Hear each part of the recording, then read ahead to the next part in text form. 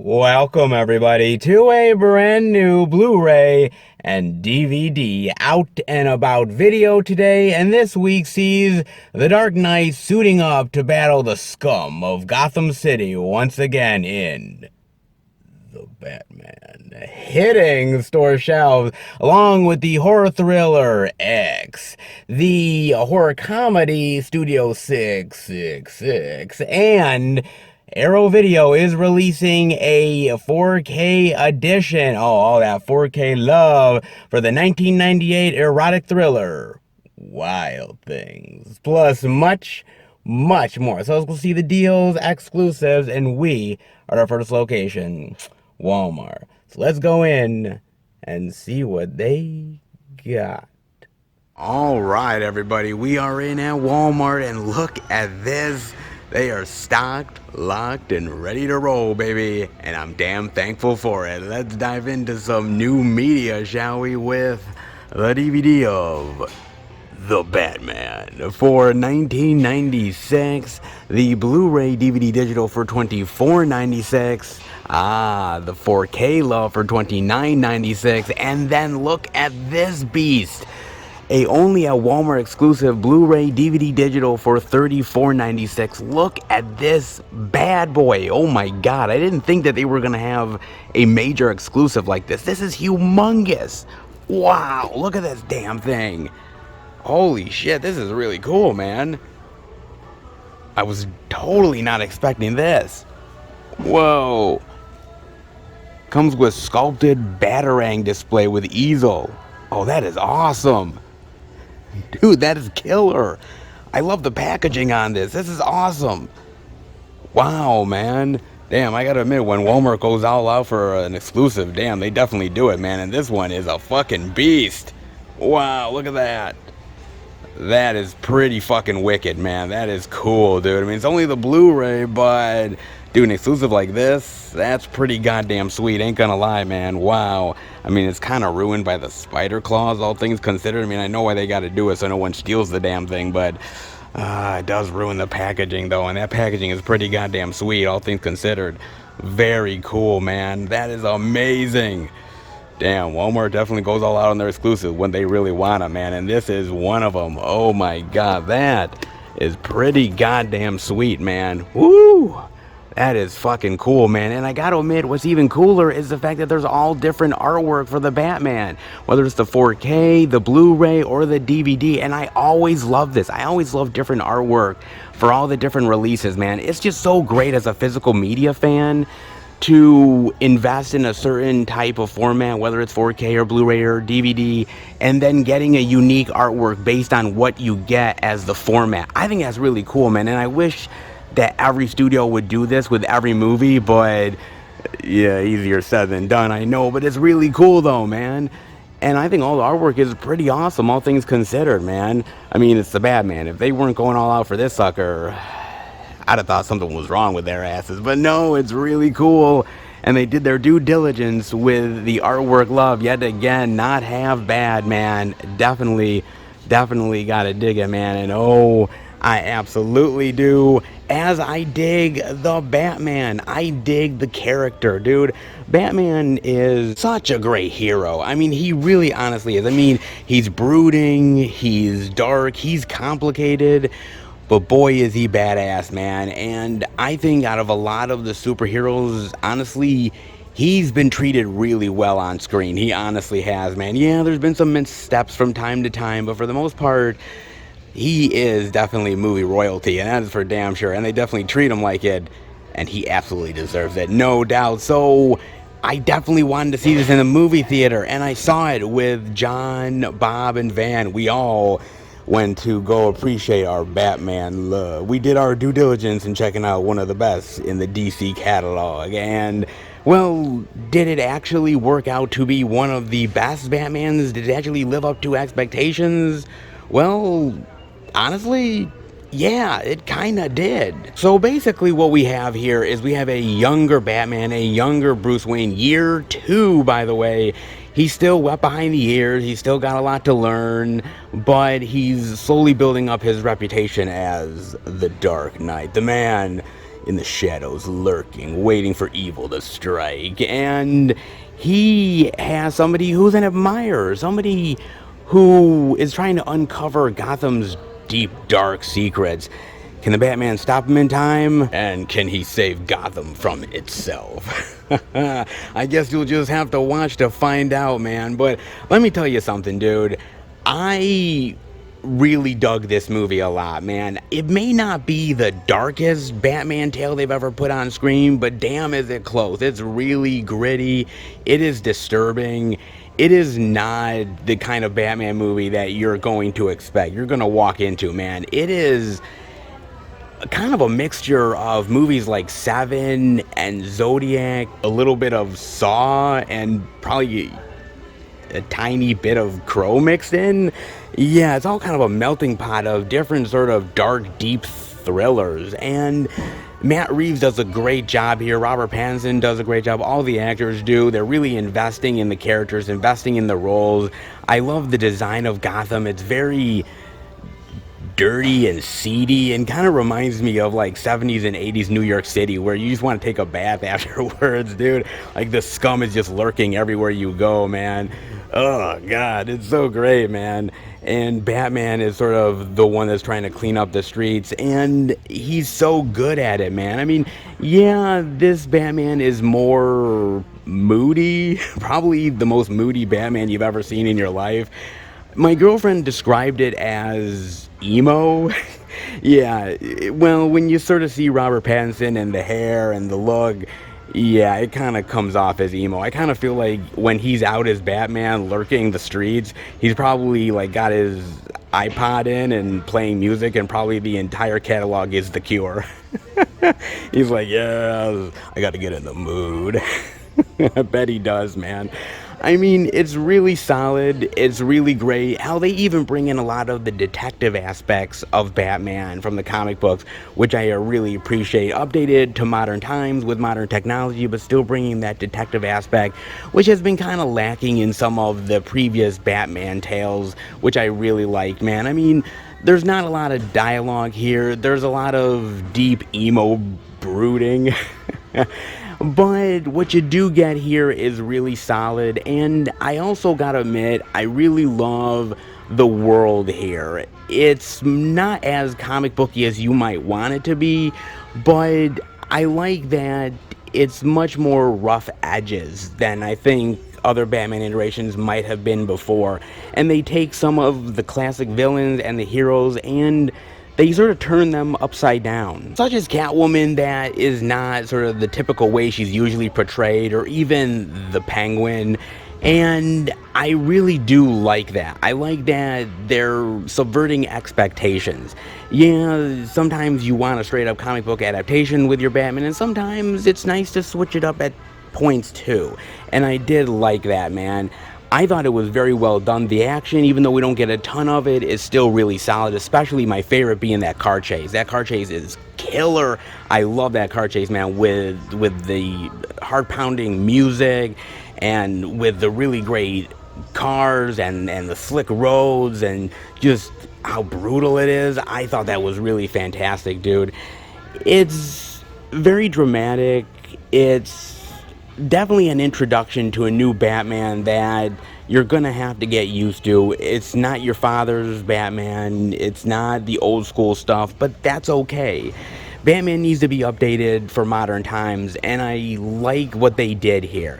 It's not entirely perfect. There's things that they could have done better. I thought the Catwoman stuff, I didn't think it was handled as good as maybe the Batman stuff, but she is a secondary character, but I don't think they treated that character as well as they could have. But that being said, look, I am very interested in this universe. I'm very interested in where they go next with this tale, and as far as I'm concerned, look, I really dug it. I can't say where it ranks exactly for me, but I will say this. It's much better than I was going to give it credit for, man. I mean, look, I'm somebody who has loved a lot of iterations of Batman, and there's a lot to live up to, and it's not easy doing a new Batman adaptation, because, boy, people have high expectations like a motherfucker. They really honestly do. But put that all aside, because of Batman, yes, deep and dark and dirty and seedy and incredibly emo, but honestly, it works pretty damn well, man. And honestly, I'm ready for the Batman to beat up some more scum of Gotham City because honestly, I could go for some more emo Robert Pattinson. If I gotta trust Mel Gibson, I know my life's in trouble. With the Blu-ray DVD digital of Agent Game for $13.96. Follow the rules at your own risk. Oh, you don't say, do ya? I got a chance to watch this on Amazon Prime, and I wanted to because the cast. I mean, Mel Gibson is great. Let's not forget he's done some amazing stuff, and he's still a pretty solid actor when he wants to be. But you got Jason Isaacs here, you got Dermot Mulroney, Katie Cassidy. They got some good people in this thing. So I'm like, how bad can it really be, right? Well, that was my mistake. Oh, shit. I mean, basically, it's about this operation that goes wrong and how there's people that are double crossing them and triple crossing them, and who can they trust and who can they not, and how can they get out of this alive. Basically one of those sort of political thriller type of movies. You know those type. Yeah, you do. We've seen them a time or two, haven't we? And Agent Game is yet another one of those. Oh, indeed it is, man. You know, honestly, I can't really fault the actors here because Dermot Mulroney is really good here. Jason Isaacs is really effective, very dramatic. Mel Gibson, honestly, I'm not gonna lie, this is like a paycheck movie, okay? He's barely in this thing. If he's in this thing for 10 minutes, I'd be fucking shocked, okay? I mean, he's on the front cover, but that don't mean he's in it a hell of a lot. It's an hour and a half movie, and you're getting like 10 minutes of Mel, so honestly, if you're a fan of his, 10 minutes for $13.96, yeah, not that worth it. Not so much, man. The problem is the writing and the directing, because the triple crosses and the double crosses and the backstabbing and everything, it's all so convoluted and confusing, and the characters are not really all that engaging because they're not written all that well, and the whole conspiracy stuff is kind of scratching your head a little bit, like, wait a minute, what's going on? They're trying to get intel off of this guy, but then other people are trying to screw them over, and I thought this guy was the bad guy, but those people are the bad guys instead, and you're not really explaining it all that well. Yeah, it's one of those type of movies. It's not the actors that let you down, it's actually the writing and the directing that does. I mean, we've seen a lot of political thrillers, a lot of action spectacles like these, and yeah, they've done better. This is not one of those ones that actually is a really great movie. I mean, the action is okay, but it's not really done in a very dynamic, like, oh my god, this is amazing type of way that keeps your eyes glued to the screen. It's just kind of dull and boring, and your mind starts to wander because all of the plot lines that are going on and all of the backstabbing and the quadruple backstabbings, and you're like, okay, I'm out, man. This is too much for my brain to handle. Okay, I got a lot of shit on my mind, paying bills and work and shit, and I gotta figure out who the fuck is backstabbing who in this goddamn fucking thing. God damn, dude. I mean, I like complicated shit, but man, this was ridiculous. You know, look, dude, it was alright for what it is. Time waster, maybe, but not that good either. Look, if you like Dermot Mulroney and you like Jason Isaacs, there is better movies. They do good here, but the writing just lets everybody down. And Mel, dude, did you really need the paycheck? I mean, it's cool to see you here. You're a cool sort of recruiter, interrogator, but yeah, you really are too old for this shit. I mean, you thought it was bad in Lethal Weapon? It ain't any better here. The devil is in rock and roll music, and these boys are gonna get a taste of their own medicine in Studio 666. The DVD for $14.96. Yes. Oh man, a little Foo Fighter horror love. Perhaps we indeed have some, man. Damn, did I ever think I'd say that sentence? Doubtful, but here we are, man, and I got a chance to watch it on Amazon Prime. And basically, the Foo Fighters are trying to make their 10th album. This is a really important album, man. They want to get this exactly right. And Dave Grohl is a perfectionist after all, and so he wants to get the perfect sound, and he will stop at nothing to get that. And his agent manager is like, I've got the perfect house for you. They enter into the House of Horrors, and what they find is deeply disturbing and horrific, and perhaps it wants Dave Grohl to do its evil bidding. It might indeed, baby. Now, look, I gotta admit, man, I was walking into this film not really expecting much. A lot of people I had heard that talked about the movie, reviewed it, said, it ain't that great, it's okay. It's nothing special. So here I am walking into the film thinking, okay, well, it's not going to be that awesome, right? It ain't going to be shit. Well, actually, truth be told, I had a ball with this movie. I really did. I thought it was fun as hell. Incredibly entertaining, dude. And it doesn't hurt the fact that I do love the Foo Fighters, man. I am a big Foo Fighters fan, so the fact to see them here in their own movie, that was pretty damn sweet. Not gonna lie. And a horror movie at that? Oh, I can definitely dig it. Oh, look at those choppers, baby. That's one evil mofo. Oh, indeed it is. Look, man, I gotta admit, I thought the dialogue was fun. I thought the music was really great. I loved the evil entities and the spirits. I thought the design of them were really cool. They were definitely influenced by Evil Dead, John Carpenter, movies like The Fog. You can definitely feel that they were in a big bad way, man. And it shows. It's really great. Yes, I guess rip-offs, but also homages as well, which I really dug, man. I thought it was actually really cool, man. And let me tell you something, man. They do not skimp on the blood and gore at all, dude. Like, certain movies where, like, they cut away and you leave it up to your imagination. Nah, dude. Like, limbs are flying, heads are rolling, guts are spewing all over the place, blood is literally sprayed God knows how many goddamn times. It is like a blood, gore-fueled ride, man, and it is fun. It's infectious, and you can tell that the Foo Fighters are having a blast making this movie, dude. And, you know, look, I heard some of the arguments and the critics that were like, well, it's light on plot and the Foo Fighters can't act. Well, no shit. Okay? I mean, if you went into this movie thinking that these guys were going to be true acting thespians, then, dude, you are dead ass wrong, okay? That's not what they did. They basically came up with a concept of like, hey, let's do a movie where we're in a horror film and we're taken out brutally one by one. I mean, honestly, they just were having fun with it, and I thought the film was incredibly entertaining, and I had a ball with it, dude. I just sat back, relaxed, and enjoyed all the horror comedy hijinks, man. I loved it. I thought it was really fun. Yeah, it's not perfect. Yeah, it's not the best horror comedy. Yeah, there's a lot of, I suppose, rip-offs to it. Indeed it is, off to better movies. Yeah, fair enough, but I have to admit, it's got a lot of charm to it. It really honestly does, man. And even if you're sitting there with your arms folded, man, this movie's gonna win you over because these guys are just having a ball doing all these crazy, weird horror gags and just having fun, not only making fun of themselves, but also just living it up in their own horror flick. And I enjoyed that. I really honestly did. And the best compliment that I can honestly give this movie, guys, is the fact that I watched it with my girlfriend. And my girlfriend is not a horror movie lover. In fact, she doesn't really like horror flicks. I know. I've been dating her for like 5 years and she doesn't like horror films.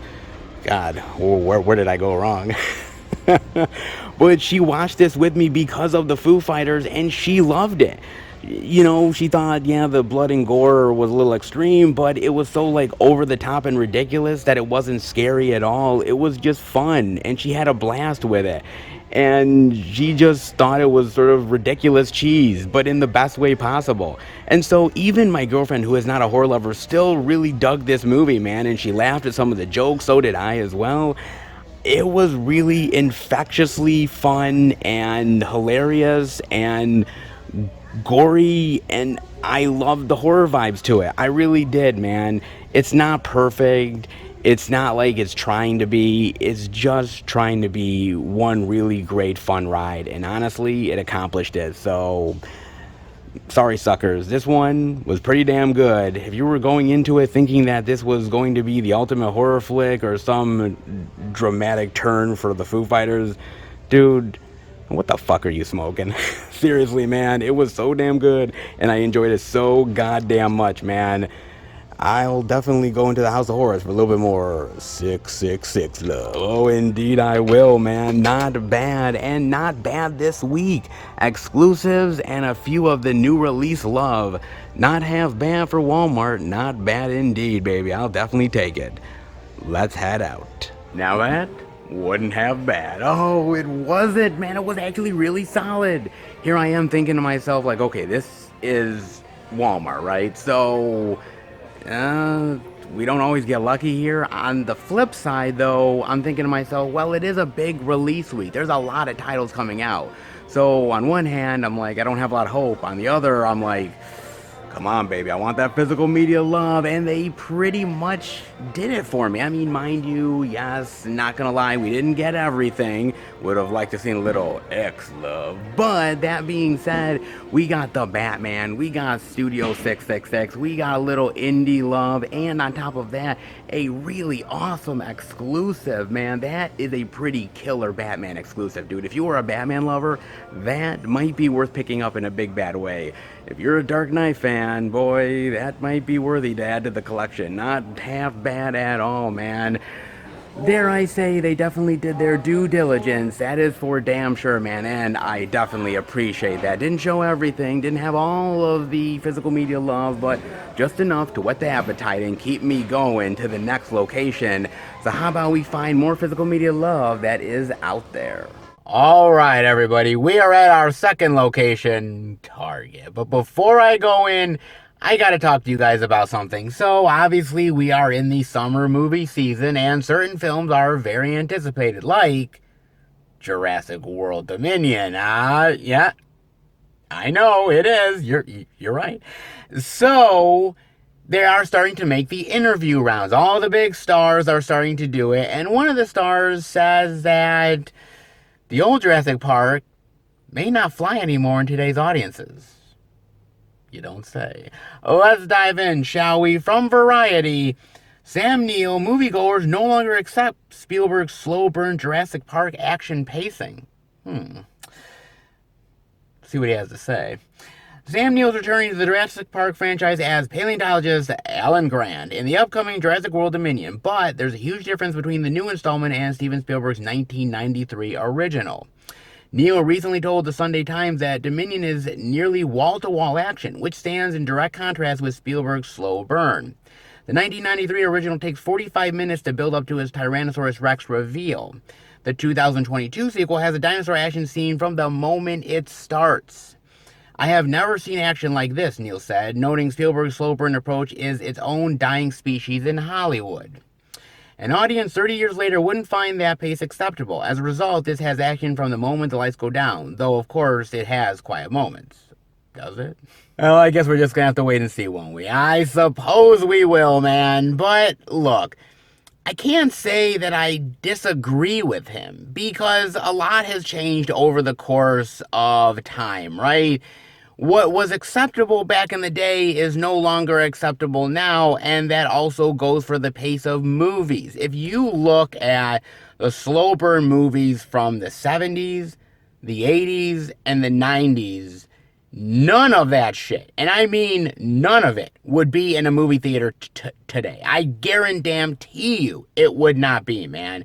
And I know some people say, oh, Godfather would make a lot of money at the box office today. Apocalypse Now would be amazing. And I said, dude, come on, man. I mean, I'm glad those movies were made when they were made, because you certainly ain't making that shit now, man. There is no doubt about that in my mind, dude, because I love Jurassic Park, and that movie endures so well.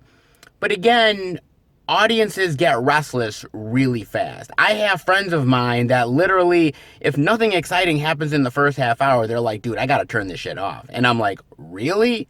It's coming eventually. There's interesting characters, there's interesting develops. Why can't you just go with that? No, I can't do that, dude. I need action like nonstop, bro. And I'm like, oh, man, the mentality of people nowadays. It's all like quick, and like just get it over with and done. And I'm like, dude, you gotta take your time. You gotta relax. Dude, that's easier said than done, man. Seriously, it really is.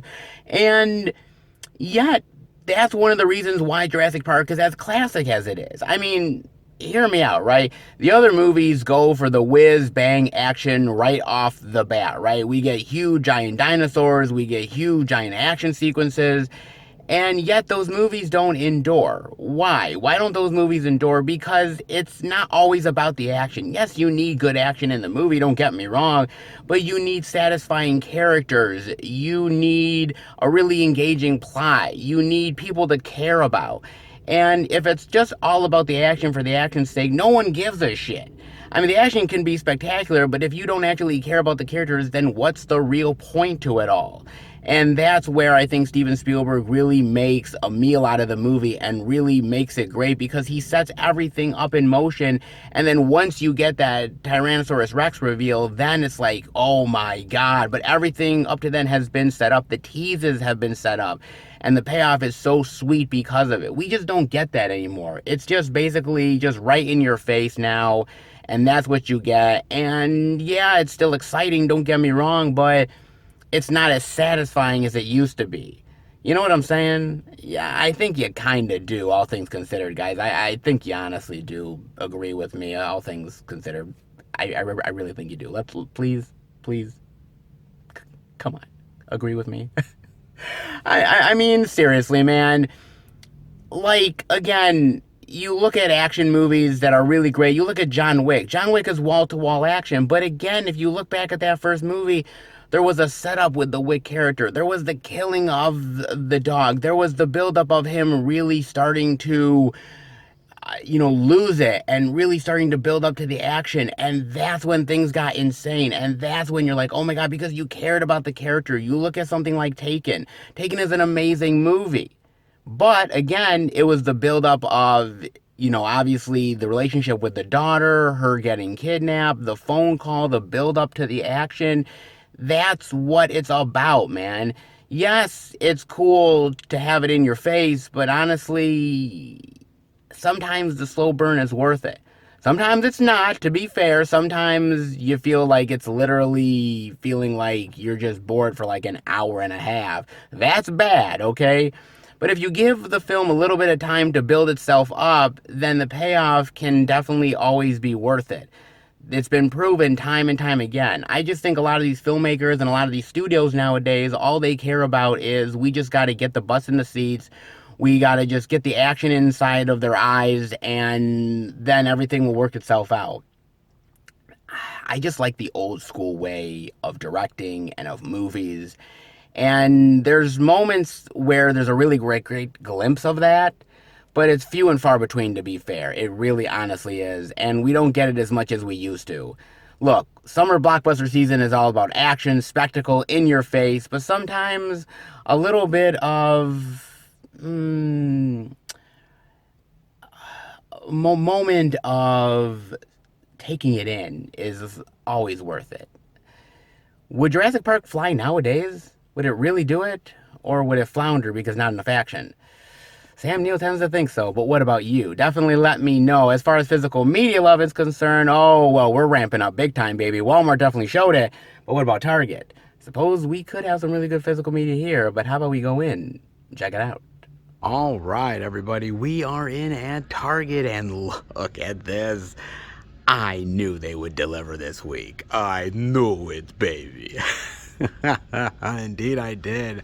Let's dive in, shall we, with a little bit of Batsy love. The Batman DVD for $22.99. The Blu-ray DVD digital for $26.99. The 4K Batman love for $32.99. And not to be outdone by Walmart, they have their own Target exclusive edition with a unique slipcover. Oh, nice. Not bad slipcover indeed. I like the whole, like looking brooding as Batman. I like that shit, man. Nice. You also end up getting a 15-minute bonus featurette as well. And, of course, that exclusive cover art. Not bad, baby. Not bad at all. Batman in silhouette. Looks all emoting and badass. Robert Pattinson does it well, man. You got to admit, he really does, dude. And I gotta show a lot of love to Robert Pattinson, as I have to show a lot of love to Matt Reeves. In fact, shame on a lot of you guys out there. Not all of you, mind you, but a lot of you, when Robert Pattinson was announced as Batman, was like, him as Batman? The guy from Twilight? The sparkly vampire? And I'm like, yeah, that guy. And a lot of you guys were like, well, it's Twilight, he's terrible. And I'm like, wait a minute. Yeah, you could complain about the Robert Pattinson from Twilight, but what about the Robert Pattinson from Water for Elephants, or the Robert Pattinson from High Life, or the Robert Pattinson from Cosmopolis, or the Robert Pattinson from The Lighthouse? Like, he is a really solid actor. You can't judge somebody from just a few films in their filmography. Yes, Twilight is bad, I will fully admit it. It ain't good. But he has done so many amazing things, and he really is a phenomenal actor, and he really brought all of the gravitas to this role, and he pulled it off. And Matt Reeves, man, give Matt Reeves as a director a lot of credit, because, dude, that guy has been solid. He's probably one of my favorite modern filmmakers that are working today. I mean, he was great directing Dawn of the Planet of the Apes, War for the Planet of the Apes, Cloverfield, and I really dig that Let Me In remake. I think it's way better than people give it credit for, man. He is a solid director, and taking on the Batman character, is not an easy task to do. You're riding on the shoulders of giants. You're riding on Christopher Nolan and Tim Burton and a lot of really great people, Zack Snyder, that has taken over that character and spun it in their own unique and interesting ways. It's not easy to follow those acts, and he did it brilliantly. Give the man a lot of credit, truly, man. And you know, a lot of people have complained about the dark and gritty, realistic tone, and I get it. I understand it. You want more of that comic booky feel, fair enough. But we can't go back to the Adam West Batman, okay? We just can't do it, dude. That's the honest to God truth. I mean, that was a great iteration for the time, but you gotta grow with it, man. We can't go back to Clooney and Batman and Robin, dude. We just can't do that shit, okay? I will not allow it. All right, I will not allow that shit. All right, that was bad. We're not going back to those days, man. I mean, is there a limit to how dark and brooding and emoty you can get? Yeah, I suppose there is. But I thought that they rid the line pretty well, all things considered, man. And look, at the end of the day, all things considered, I mean, it has been a slow descent into darkness. I mean, you look at the Tim Burton Batman movies, and then, yes, we got a little more brighter colors, personality in the Joel Schumacher films, but then we went right back into very dark territory with Christopher Nolan. And we're not looking back, man. We're really not. I mean, there's brutal Batman like we saw with Affleck. There's very silent but deadly with something like Michael Keaton, which of course we brought back to a certain degree here with this. Of course, there's more sort of kitschy and goofy Batman like the Adam West one. Yes, those old school days. You know what I mean, man?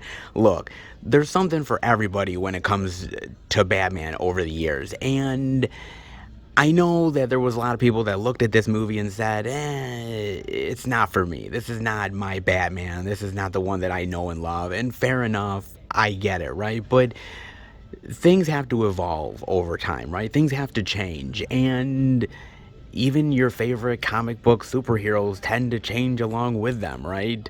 I mean, this might not be for you, but that doesn't mean that it's necessarily bad. It just means that times have changed and heroes tend to change along with it, right? Look, I have experienced a lot of change when it comes to things that I love, especially when it comes to movies and TV shows, and I've realized at a certain point that, look, sometimes I'm just an old school guy that likes old school things, and the new school just is not me. It probably is the same way for some of you with the Batman. It really honestly is. Doesn't mean it's bad, just means that it's a new iteration that caters to a different crowd and not you. Just saying, man. Sometimes people like change, sometimes they don't. Batman has definitely changed over the years in many, many forms. I mean, seriously.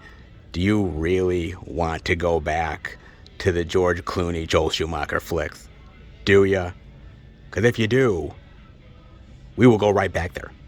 I'm just saying, I will turn this car around. Don't make me do that. It is really good. It's dark, it's gritty, it's disturbing, it's more realistic, but that's not necessarily a bad thing.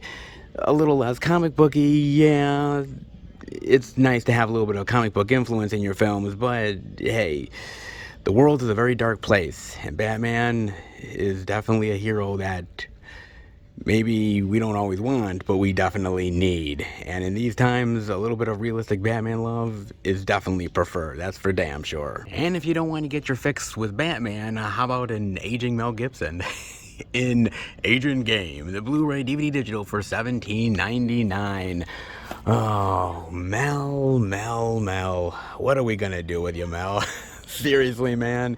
You know, I've sort of found something with a lot of older actors. Not every older actor, to be fair, but at a certain point, a lot of them just don't give a shit anymore, seriously. It's the same way with, well, we know the whole deal with Bruce Willis, but I mean, you even look at somebody like, John Cusack and a whole bunch of them, man. At a certain point, they just are like, yeah, it is what it is. I'm sort of on my way out, so I'll just take whatever role I can get, and just give me the money, will you? Is it in the bank? Ah, shit, okay, I guess I gotta say the lines. That's what I'm sort of experiencing more and more with some of these actors, man. And it's not that Mel is bad necessarily. I mean, he doesn't rise to like really bad levels of like straight to DVD and Blu-ray movies, but there are moments where you're like, you could do better, Mel. I'm just saying, man. I mean, sometimes he really tries really hard. Like that movie Fat Man. He was great in Fat Man. He was awesome. I love that flick, dude. He kills in that movie. But then again, there's other ones that, let's be fair, he is doing it for the paycheck, man, and Agent Game is one of them. I mean, like I said, he's in this goddamn thing for 10 minutes, dude. I mean, he's on the cover, so he's front and center, but if you saw the movie, you'd think, wait a minute, I thought he was the leading guy. Yeah, dude, you were fooled, all right? You were fooled in a big bad way. Sorry, but it's the honest truth, man. I mean, he's kind of one of those actors that, unfortunately, when you get older in Hollywood, and it really is the truth, for the most part, you don't get as many great roles as you used to get. And Mel Gibson has made a lot of faults in his career, and not many people are really giving him the opportunities that they used to. I actually heard a rumor that he's gonna be directing the next Lethal Weapon movie. Yeah, Part 5. I know, right? I mean, he's old. Danny Glover is really old. I'm thinking like, dude, I mean, last time they fought Jet Li, and I really didn't believe that shit. What the fuck are they gonna do in Part 5? My God, if they're not in the nursing home, man, I'm calling bullshit. What the hell, dude? I mean, give Mel Gibson credit, he's still trying. A lot of older actors out there are still trying, but sometimes you just gotta say enough is enough, man. You look at somebody like Sean Connery. I really respect Sean Connery, man. I mean, yeah, the last movie was The League of Extraordinary Gentlemen. That movie didn't exactly light the world on fire, but he stopped after that. He sort of knew it was enough, and he didn't really need anything more, dude. I mean, they offered him millions of dollars to come back for the Indiana Jones movie, and he said, fuck that, I'm not coming back. I mean, you can give me all the money you want, but I don't really need it. And good on him, man. I mean, sometimes integrity does actually have some merit at times, you know what I'm saying? Maybe we need to tell Mel Gibson that. Maybe. But hey, I give Mel a lot of credit. He's a great actor at the end of the day, and hey, if he wants to continue to work, who says he can't?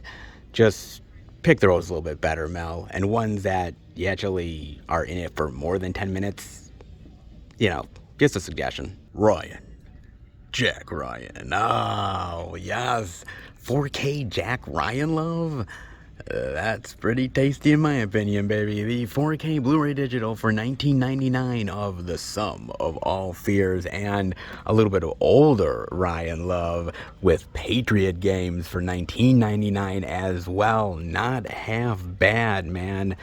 I like both of these movies. Which Jack Ryan do I prefer? Do I prefer older Harrison Ford, grizzled, you know, give me the gun and let me beat up some bad guys? Or the more I'm younger, inexperienced, but, I'm good looking, the chicks go for me, and, I can still save the day in the end.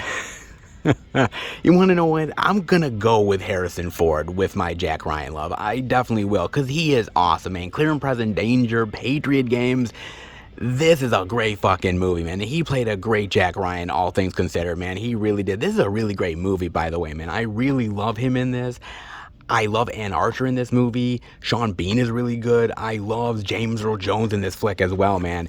It's a really solid film, man. When you talk about Jack Ryan love, dude, Harrison Ford's got to be in the conversation. He's just that damn good of an action star back in the day. Maybe not anymore, but dude, he killed it, man. He was really good back in the day. He really was, man. And fair enough, Ben Affleck wasn't a slouch either. I actually do dig this movie, and I saw it in the movie theater with my mother, which is really weird, man, because I don't know if she was actually a fan of Jack Ryan. She just really liked the trailer. She's like, hey, well, fine, we'll go to the movie. I said, okay, cool. Whatever. I didn't know you were a fan of Ben Affleck, Ma. What else don't I know about you? Jeez, man. But this was a good little reboot for Jack Ryan. It's kind of unfortunate that Ben Affleck never came back to play the character. The movie didn't make as much money as they wanted to, and unfortunately they just didn't continue on with him. But I think this is a really solid Jack Ryan flick, man. There's some really good action in here. I love the drama. Morgan Freeman's solid in this flick as well. He's really good in here. It's not a bad little movie, man. It's actually pretty solid. Kind of underrated, actually, man. I mean, there's a lot of Jack Ryan love out there now that John Krasinski is doing his due diligence on the TV show, which, by the way, is really kick-ass, man. There's been a lot of revisits of Jack Ryan love. I mean, not only is there Krasinski and Affleck and Ford, but there is Baldwin, remember? The Hunt for Red October, yes. There's a lot of Jack Ryan love out there, man. And now that it's coming to 4K, I think it's definitely time for a revisit, don't you? All Hail Satan in Studio 666. The Blu-ray digital for $22.99. And actually, all hail the Foo Fighters and any band that decides to try their hand at the movie business, because there ain't many that have actually done it. Foo Fighters is one of the few that have actually attempted it. Yes, indeed, they have, man. I mean, think about this. There's a lot of musicians out there, and yes, there's a lot of biopics, but not many bands that actually have decided to go and decide to actually make a movie. There's been a few, however, like the Beatles, yes. Hold My Hand, and obviously Help. I need somebody help. Not just anybody help. I need someone to help. Yeah. There's been a couple that they have done. Hell, they did that animated One Yellow Submarine. So actually, they've done a few, honestly. And there has been a classic or two in there. There definitely have, man. They were one of the best, to be fair, man. Obviously, the Monkees, we can say that as well. Pink Floyd's The Wall. That's classic, baby, indeed. Very classic, man. I love that fucking movie. Of course, another band that ventured into movie stardom, well, or at least tried to, was Kiss. Yes, you remember that? The 1978 film Kiss Meets the Phantom of the Park? Oh man, that was some great cheese, wasn't it? Oh Lord, it is, man. I haven't revisited that movie in years, but I used to have a friend that was huge into Kiss, man, and he's the one that made me watch it. I'm like, dude, I know you love Kiss. And hey, Kiss is pretty cool, all things considered, but that movie, yeah, Kiss has seen better days. Indeed they have, man. Oh Lord, did they, dude. It's a cult classic, to be sure, man. A worthy one? That's up for debate, man. But let me tell you something, man. I give Foo Fighters a lot of credit for trying it, because a lot of people are going to go out of their way to say, like, oh, they're bad actors, and oh, they're not good at this shit, etc., etc. But they don't really understand that a lot of times you go into it because you love movies, you just want to have fun, and If you make a great movie out of it, great. If not, hey, you tried, but you still got to experience it regardless, and that's pretty cool nonetheless.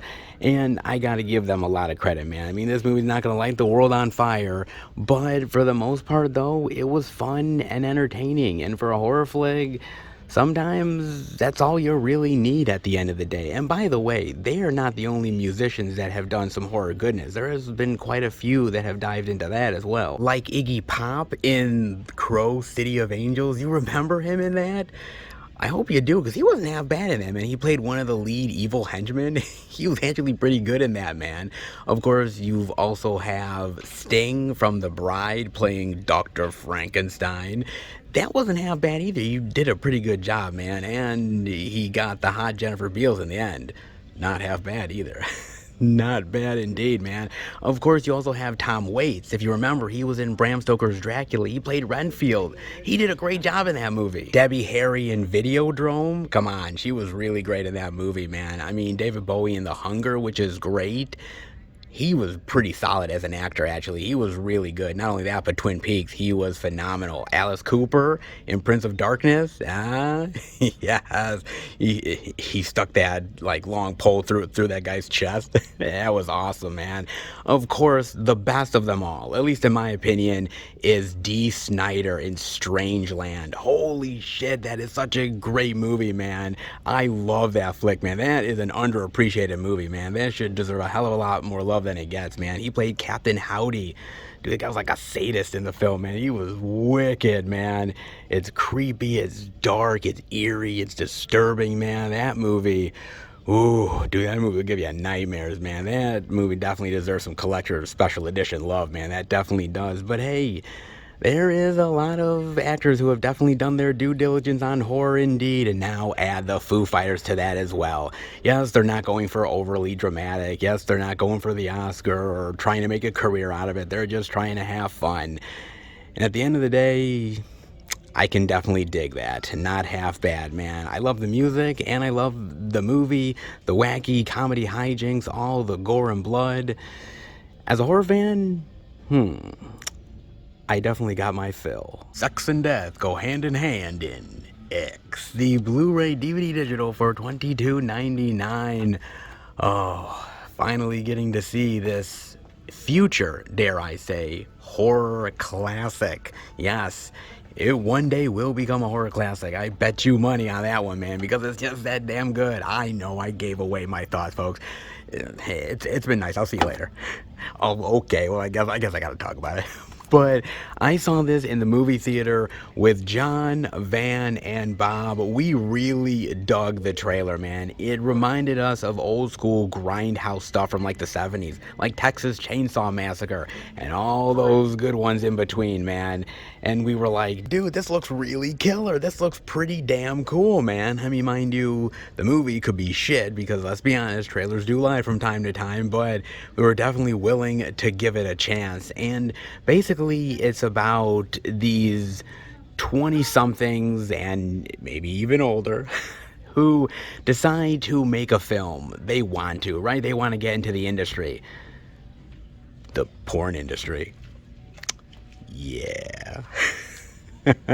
And they decide to end up paying this old guy and his wife to use the sort of like basically the ranch house on the side, and as long as they didn't disturb them, it was all cool. They didn't, of course, know what they were doing, actually, but they were filming a porno, baby.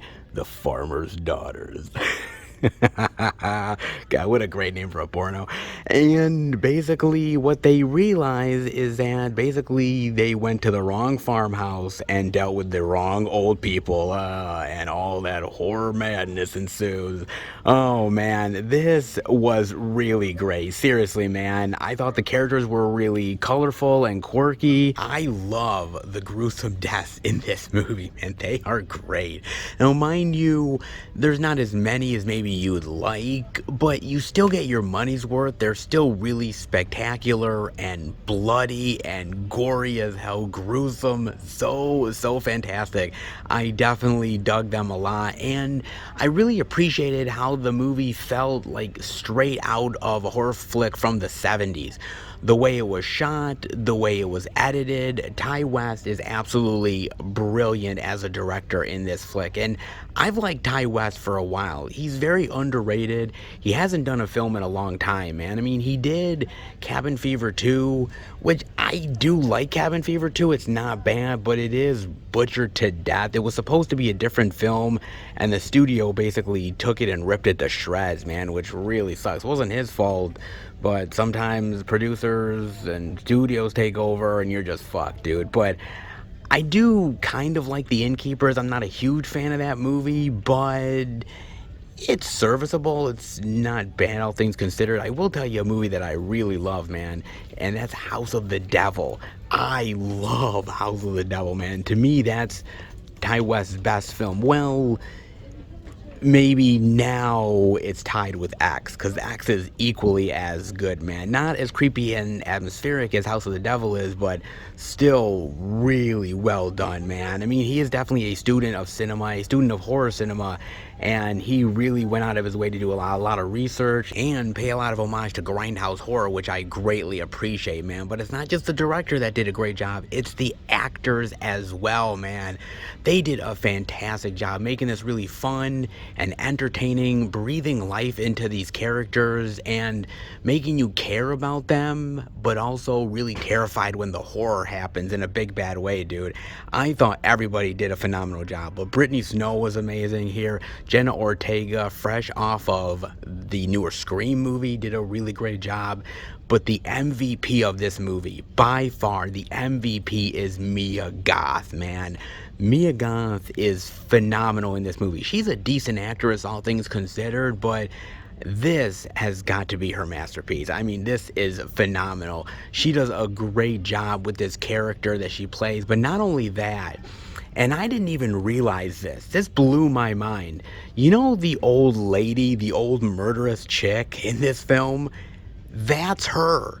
Swear to God, that's Mia Goth, man. No lie. She is in heavy makeup. I never once, when seeing the movie, thought that was none other than a really old chick that they got. I mean, seriously. I was like, oh, man, they cast a really great old chick in this movie, man. She's really effective. Never once did I figure that was Mia Goth, man. She was phenomenal in the movie, man. She is absolutely killer, literally. She does a great job playing multiple roles, man, and she kills it. She is fan-fucking-tastic, man. She really is. Everybody did a really great job making this movie as effective as it is, and it's a really great statement about sex and horror and how they're really combined with one another. It really is a match made in heaven if you really think about it, and I know that sometimes it's tough to talk about sex because it kind of gets weird and awkward. I understand it, but they really do accent each other in a really great way. If you look at something like the Friday the 13th series, right? Literally, if you have sex, you die. Okay? I mean, those are one of the cardinal sins, one of the rules that you never do, because Jason Voorhees will come after your ass. Hell, a lot of horror villains will come after your ass, man. I mean, even think about Hellraiser, the idea of the eroticism of death and rebirth and how kinky it is. I mean, seriously, they go out of their way to do some pretty weird stuff with sex at times. I mean, even the whole idea of the final girl, right? Holding back your virginity, not having sex, keeping your power so you can beat the bad guy at the end, right? I mean, that is definitely horror right there. And sex plays a huge part in it. And X really portrays that in a great way. The idea that these women are really utilizing their bodies, yes, to sexualize themselves, but also to empower themselves, and how this older woman wants it and wants to recapture that sexual spirit, and when she can't have it, she denies the others the pleasure of having it too. Oh, indeed she does, man. So I like how this movie really deals with sexuality, not only the younger side of it, but also the older side of not really being as fertile anymore and not having the drive, but still wanting the urge to have it, and the horror behind that. I think it's absolutely brilliant, and there's a lot of layers to X. It's really well done, and it's well told, and it's well directed, and it's well acted. It's just that damn good, man. It really is a great homage to old school classic horror, and there's so much that you can really talk about this movie. It really is phenomenal. And by the way, the fact that this is just the beginning, there's actually a prequel that's coming our way, Pearl, because you know those older folks, the geriatric porno horror folks? Yeah, well, apparently they were once young, and they have a backstory all their own, and I cannot wait to dive into that, man. That is already filmed. And FYI, there's a trailer at the end of this movie that is fucking brilliant, man. Fantastic, awesome. I cannot wait to dive into it. Look, horror has many layers to it. There's no denying that, man. It really honestly does. And sometimes horror is better done in certain instances, and sometimes it's been lackluster. And let's be honest, there's been a lot of times as of late where horror has been on the not so great side. And honestly, X reminds us that horror can be really awesome. Horror can be amazing. And I'd like to think that horror is back in a big bad way. Sometimes a mother's love can truly be deadly in Oma, the Blu-ray digital for $19.99. Well, it can either be deadly or it can never die. It truly can. That's for damn sure, man. Good or bad. Take your pick. But I got a chance to watch this through Amazon Prime, and I did because of Sandra Oh. I like Sandra Oh. My girlfriend happens to really like Sandra Oh. She's a huge Grey's Anatomy fan, so, you know, it's kind of baked in at this point. And I figured, God, if Sandra Oh is in this, I really love her acting ability. She's phenomenal. I gotta give this a chance, man. And basically, it's about Amanda, and she's an overprotective mother, but also she's had a lot of trauma in life from her own mother as well. And her uncle comes into town, finds her, and basically gives her mother's ashes and says her mother needs to be laid to rest. And if she isn't, she is going to haunt her for a long, long time. And so she has these ashes. It brings up a lot of bad feelings and bad memories, and it's starting to affect her life in really negative ways. She's starting to take it out on her daughter, and a lot of perhaps supernatural things are going on. Is it all in her head? Is it real? How can she overcome it? And while she's at it, she might want to try to talk to a therapist, man, because she's got a lot of issues. She really honestly does, man.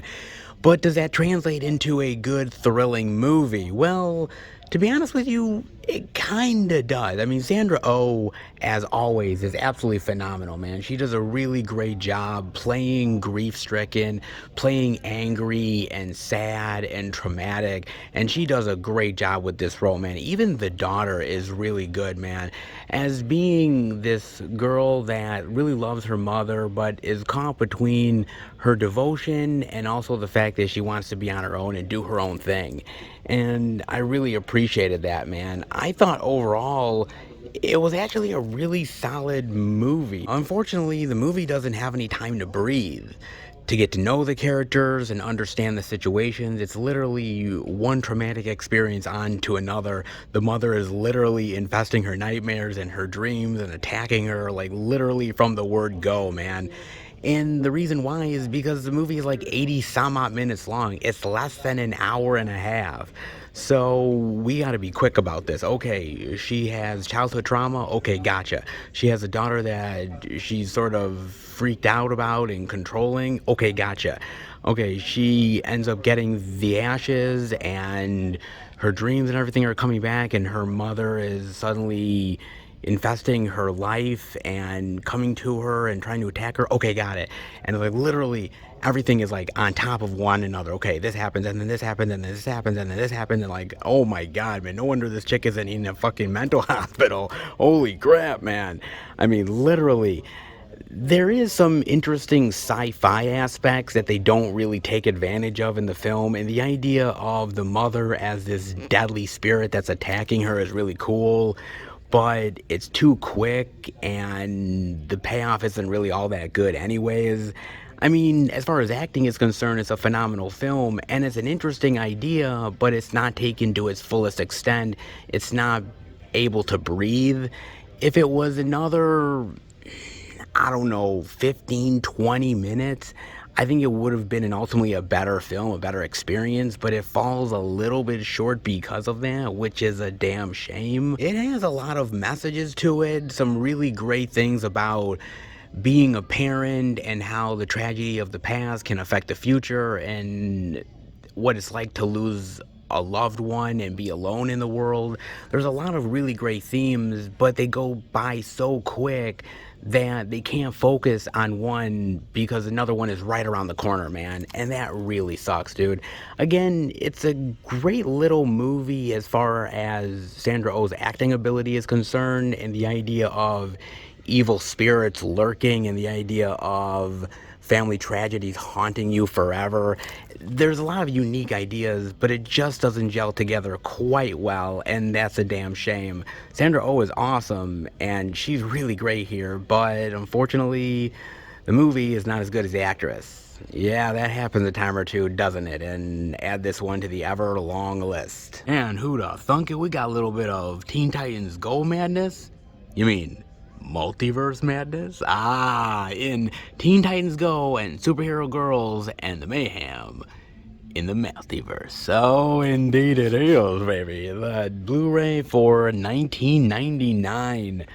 Wow, another Teen Titans Go flick, huh? A multiverse of adventure and laughs, you don't say, huh? Interesting indeed, man. I didn't get a chance to watch this. Then again, I'm not the hugest Teen Titans Go fan.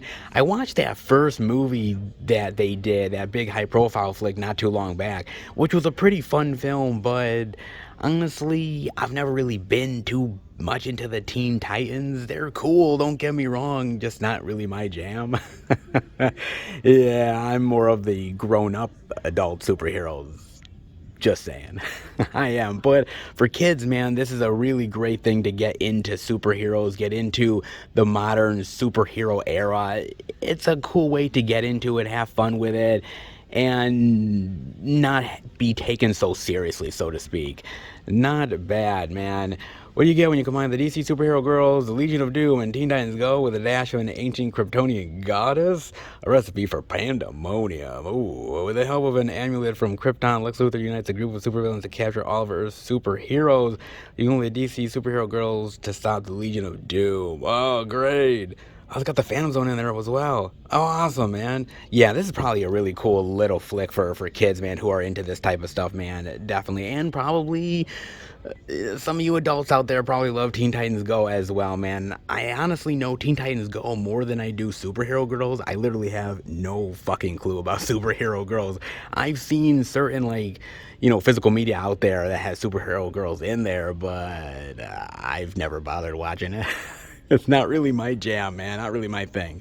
So I don't know much about them, but if it's fun, if it's entertaining, if it's good for the kids, why the hell not, man? Getting into superhero love, regardless, that can only be a good thing, man. It truly can. Yeah, it's not all about, Batman beating up Superman and, being all emo and brooding and everything. Sometimes it's just about fun and entertainment. And for the kiddies, why not a little bit of multiverse madness? Why not? Hell, if it's good enough for Spider-Man and Doctor Strange, it's good enough for the kids. Indeed it is, man. Not bad, baby. Not bad at all. Pretty sweet for all the kids out there. Maybe I might have to get into it a time or two. Maybe. Indeed, but man, not bad this week. Look at all the physical media love. Target definitely supplied it this week, man. They truly did. God damn it, man. They did it again. You gotta love it. Let's head out. Now that is what I'm talking about, baby. Don't you agree? Because when it comes to physical media love, Target definitely does its due diligence. Indeed it does, man. Coming in here sometimes feels like Christmas. Oh, hold on a second. Hanukkah. It definitely does. For all the physical media love out there, they definitely supply it from time to time. And this week is proof positive of it. That is for damn sure, man. Not half bad, exclusive love, big blockbuster goodness, all the new release love, a little bit of indie stuff, and something for the kiddies. Yeah, Target was definitely having a ball this week. Oh, indeed they were, man. And I was definitely a happy camper. That is for damn sure I was, man. Hopefully you were as well. I can't say every week is great for Target. We've seen them slip a time or two, but they always show off at least something as of late. They are amazing. They are one of the best. And honestly, a couple years ago, nobody was saying that shit. And now that has quickly turned around, and it makes me a very happy physical media boy, and I know it does for you as well. Not half bad, man. Not half bad at all. Definitely well worthy of a trip to Target, dare I say. But enough of Target. We've been here long enough. Let's head to the next location, and hopefully more physical media madness ahead. All right, everybody. We are at our third location, the second Walmart. I'm going to go in and check out if there's any interesting indie titles worth showing off. If there is, I'll bring it back to Film Fan 108 HQ and show it off to each and every one of you. But before I do that, we got to talk about a return to Pandora in Avatar: The Way of Water. Finally hitting theaters December. And honestly, I'm not going to believe it until I'm actually in the movie theater and seeing that shit.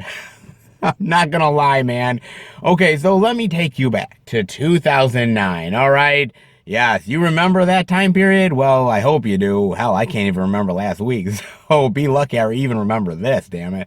And James Cameron is bringing out his new feature film. This unique blend of sci-fi, action, amazing visuals, and it looks so surreal and so fascinating. And yet at the same time, you're like, God, this is not a known property. This is not a sequel. This is not a reboot or a remake. And so, is this going to work? And when you entered into the movie theater and saw Avatar for the first time, let's be real here, okay? It blew your fucking mind, man. I mean, it blew mine. I'm certainly not gonna disagree with that. It blew my mind in a big bad way, man. I was so taken by the visuals and the Pandora world and the various species, and I was thinking like, my God, man, this came from his mind. This guy is a fucking genius. Now, mind you, the movie itself, see, I don't hate Avatar. I kind of like it, all things considered.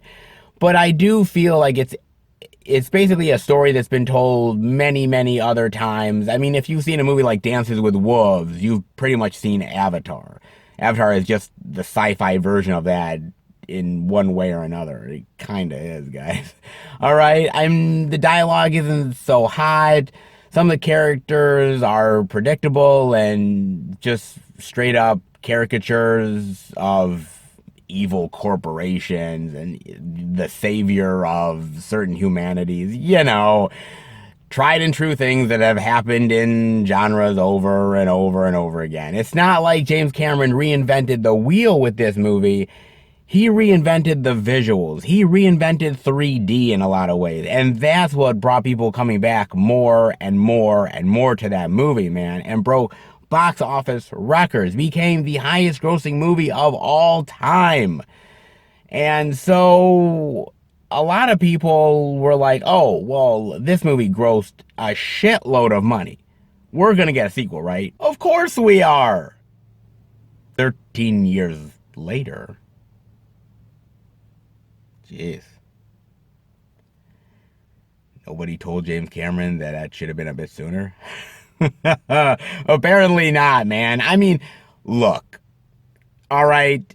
Anytime that you think of a sequel, you think of, oh, it's going to be like 2-3 years until we get the next one, right? If something is really popular, studios want to churn out the next one pretty damn fast. And yet, James Cameron is not like that. James Cameron is somebody who is an incredibly hard person to work with. He is a perfectionist. And if he's not ready to put it out, if it doesn't have his signature of authenticity, his approval, he does not want to put it out there. And he has been out there and developing new technology and really pushing the advancements forward to make something just as stunning, just as equally fascinating, and maybe a step above what we have seen previously in Avatar. I mean, look, I'm going to be honest with you.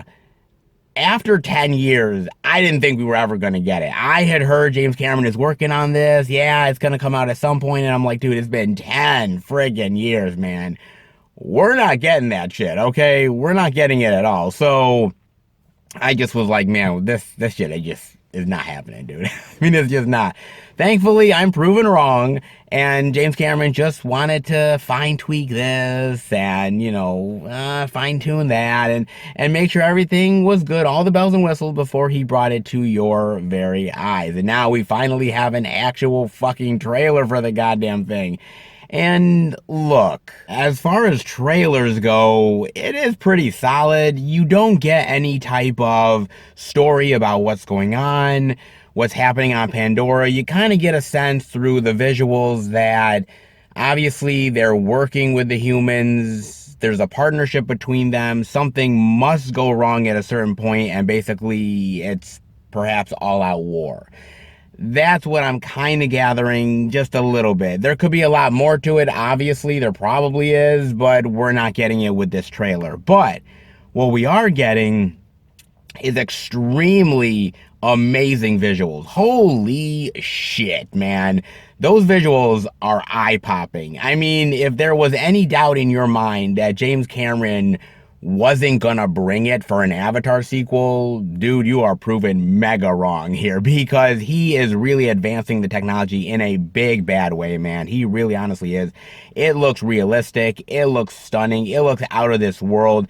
He really is trying to make this as realistic as humanly possible, man. I mean, he did a pretty damn good job in the first Avatar movie. I think it's going to be even more in this film. So give him credit on that. But look, a movie is more than visuals. I mean, yes, you want great visuals. You want stunning CGI. Absolutely, 100%. I agree with you. But you also want good story. You want good characters. You want an engaging plot. You want people that you can care about, situations that you can be invested in. And you had some of that in the first Avatar movie, but I felt like it left me a little shortchanged. I wasn't as invested as I wanted to. As much as I love the visuals and the designs, I felt like something was lacking. And I think the story was lacking, and I think some of the characters and the characterizations were lacking. I'm hoping that they fix that here. I'm hoping that Cameron has learned some of his lessons and, you know, yes, obviously bask in the success, but also look into the criticisms and fix it where need be. And hopefully he did that, guys. I mean, look, here's the deal, right? Not only did he make Avatar 2, he made Avatar 3, Avatar 4, and Avatar 5. He made 4 fucking sequels, all right? And literally, that's what he's been working on. These entire 13 years, he's been working on all 4 of the sequels. And every other year, we are going to get a new Avatar movie. And that is wild to me, man. But we're finally here. But it's now the idea of delivering, right? And are people still as invested in this story as maybe they would otherwise be if it was maybe 2 or 3 years later? I'm not sure. Again, it's all based on reviews. It's all based on you going into the movie theater and experiencing it, word of mouth, you name it. Look, at the end of the day, I'm not going to doubt James Cameron, because I've been one of those people that have literally been like, oh, he's doing like a Titanic movie? What? Like, that thing's not going to make any fucking money. Stupid me, right? And it's the same thing with Avatar. I'm like, I don't know if this thing's gonna really work. And dude, he blew me away. So you know what? I'm not gonna bet against Cameron. At the same time, I heard a rumor that basically for all 4 of the sequels to make them, it was well over $1 billion. Yeah, I said that, $1 billion. with a B. Yeah. That's fucking crazy, man. That's nuts. And so, if the first movie out of the gate, Avatar 2, tanks, Cameron's screwed. Okay? And so, he is banking on people wanting to go back to Pandora, wanting to go back to that world, re-experiencing it. He's hoping that people are still re-engaged with wanting to check out this world. Look, I'd like to believe it, man. Look, nostalgia is a big thing, and going back to old franchises are a big thing. This is a new franchise. We've only had one film, and we've had it for 13 years, and it's not like the most popular movie of all time. Yes, it's the biggest box office movie, but it's not the most talked about film ever, and I don't think it's a movie that has really lasted in the consciousness as well as we might think it has. And so, at the end of the day, I'm curious how it's all going to turn out. I think the trailer is stunning. I think the visuals look absolutely amazing. But are people wanting to return to it in droves like they did the first time around? We're in a different world than we were in 2009, man. With the pandemic and certain demographics that have changed, the way movie theaters are and box offices, it's not like it was 13 years ago. So can he put lightning in a bottle yet again? I'd like to think so. Again, I'm not betting against the guy, but I also have my doubts. What do you think? Are you willing to revisit Avatar again and again and again and again? Definitely let me know what you think, guys. I am dying to find out. But in the meantime, well, there is physical media out there this week. Oh, that is for damn sure. So will the second Walmart finally have something worth showing off? Let's hope indeed, but let's go in, check it out. All right, everybody, we are in at the second Walmart, and look, we have been seeing some pretty solid media so far. We really have. It's been pretty good, all things considered, and we have struck out 3 times lately with the second Walmart. We honestly have, and I don't know if I can take a 4th, man. I really can. I mean, God, please let there be some great media to show off, right? There's got to be great media out there. They've got to do it right. We can't have number 4.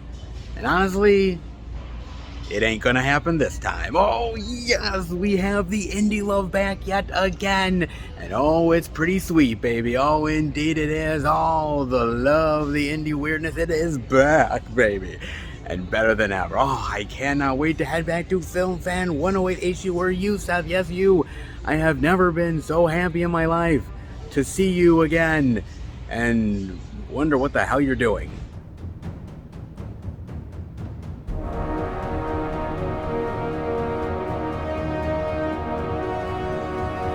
Oh, God. I think I just regretted it. What are you doing? What does it look like I'm doing? And why are you, of all people, seriously, suiting up? Because I'm Batman.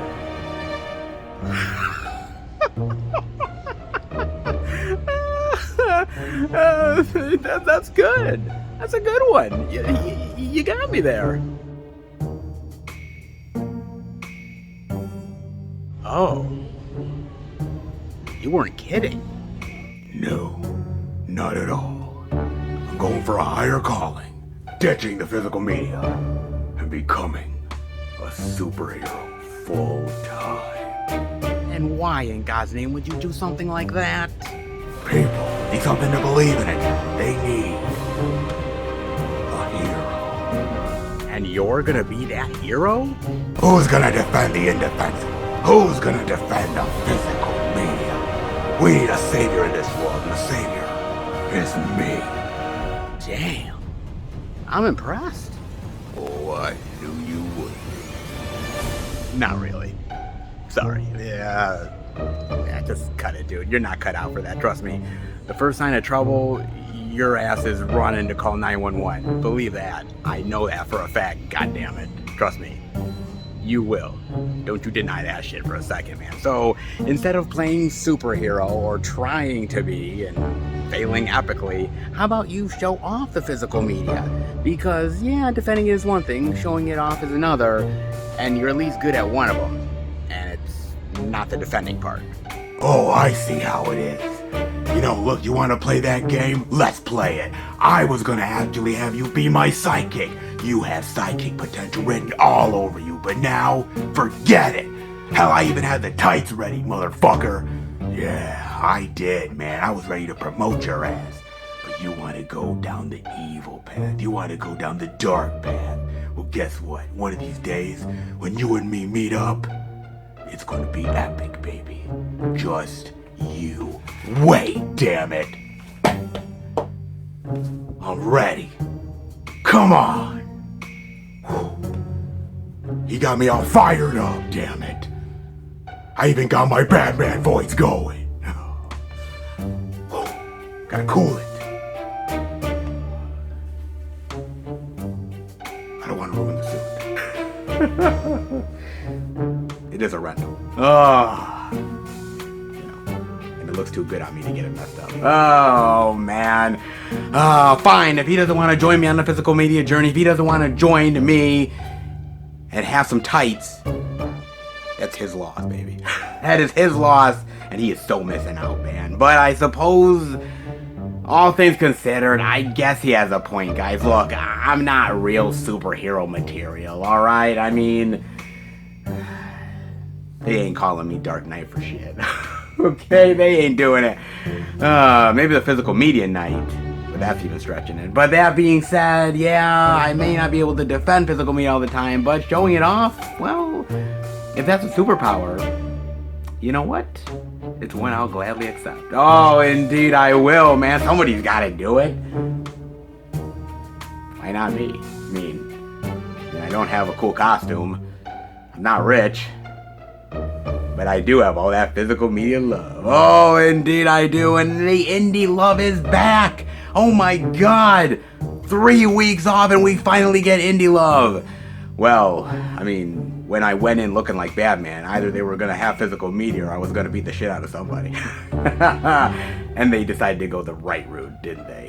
They didn't want me to mess them up. Oh, indeed they didn't, because look, I can tussle, just saying. Oh, indeed I can, but I didn't have to beat anybody up. I didn't have to take anybody to Arkham Asylum. Trust me, if I had to, they'd all be going. But that being said, look, they did their due diligence. They have the indie weirdness, the indie bizarreness. So I guess I'll keep my inner rage at bay for the time being, because there's some indie love to be explored. Oh, am I damn happy to be back with a little bit of Walmart weirdness. Oh, I am so damn much, guys. Can't say it's a lot, but it's enough for me. Let's dive in, baby. With the first thing I'm seeing, and that is dun dun dun dun dun dun dun dun dun dun dun dun dun dun shark. And you thought it was safe on land. Shit. Oh, god damn, dude. Oh, well, I avoided water. Guess I'm about to avoid land too. God damn, I suppose so, man. Look at that cover, man. That is a great cover, man. That is awesome. Then again, covers lie like a motherfucker, and something tells me that this cover, oh man, it's fibbing big time. Oh yeah. God damn, look at that. You know, something tells me that little girl, yeah, I suppose it's lunch, but more like a toothpick. Jeez. A scientific group attempting to genetically modify a shark creates a destructive killing machine that even they can't control. No shit. Oh, man. After breaking free from captivity, this new predator goes on a rampage looking for its favorite meal, humans. To be fair, we do taste quite nice. So I can't quite blame them. It's a delicacy within the sea world, so, you know, if anyone's going to have it first, why not be a shark, huh? Oh, why not indeed? Ah, damn, look at this goddamn thing, dude. Oh, if you tell me that this is amazing, dude, I gotta find out what you're smoking. I really do, because, man, I may not want any of it. Yeah, you can keep that shit to yourself. Something tells me that you better contact your dealer. He gave you some bad shit. Oh, he truly did. Dude, these movies, man, God, they're made so often, aren't they? I mean, literally every year we get so many different cheesy shark movies.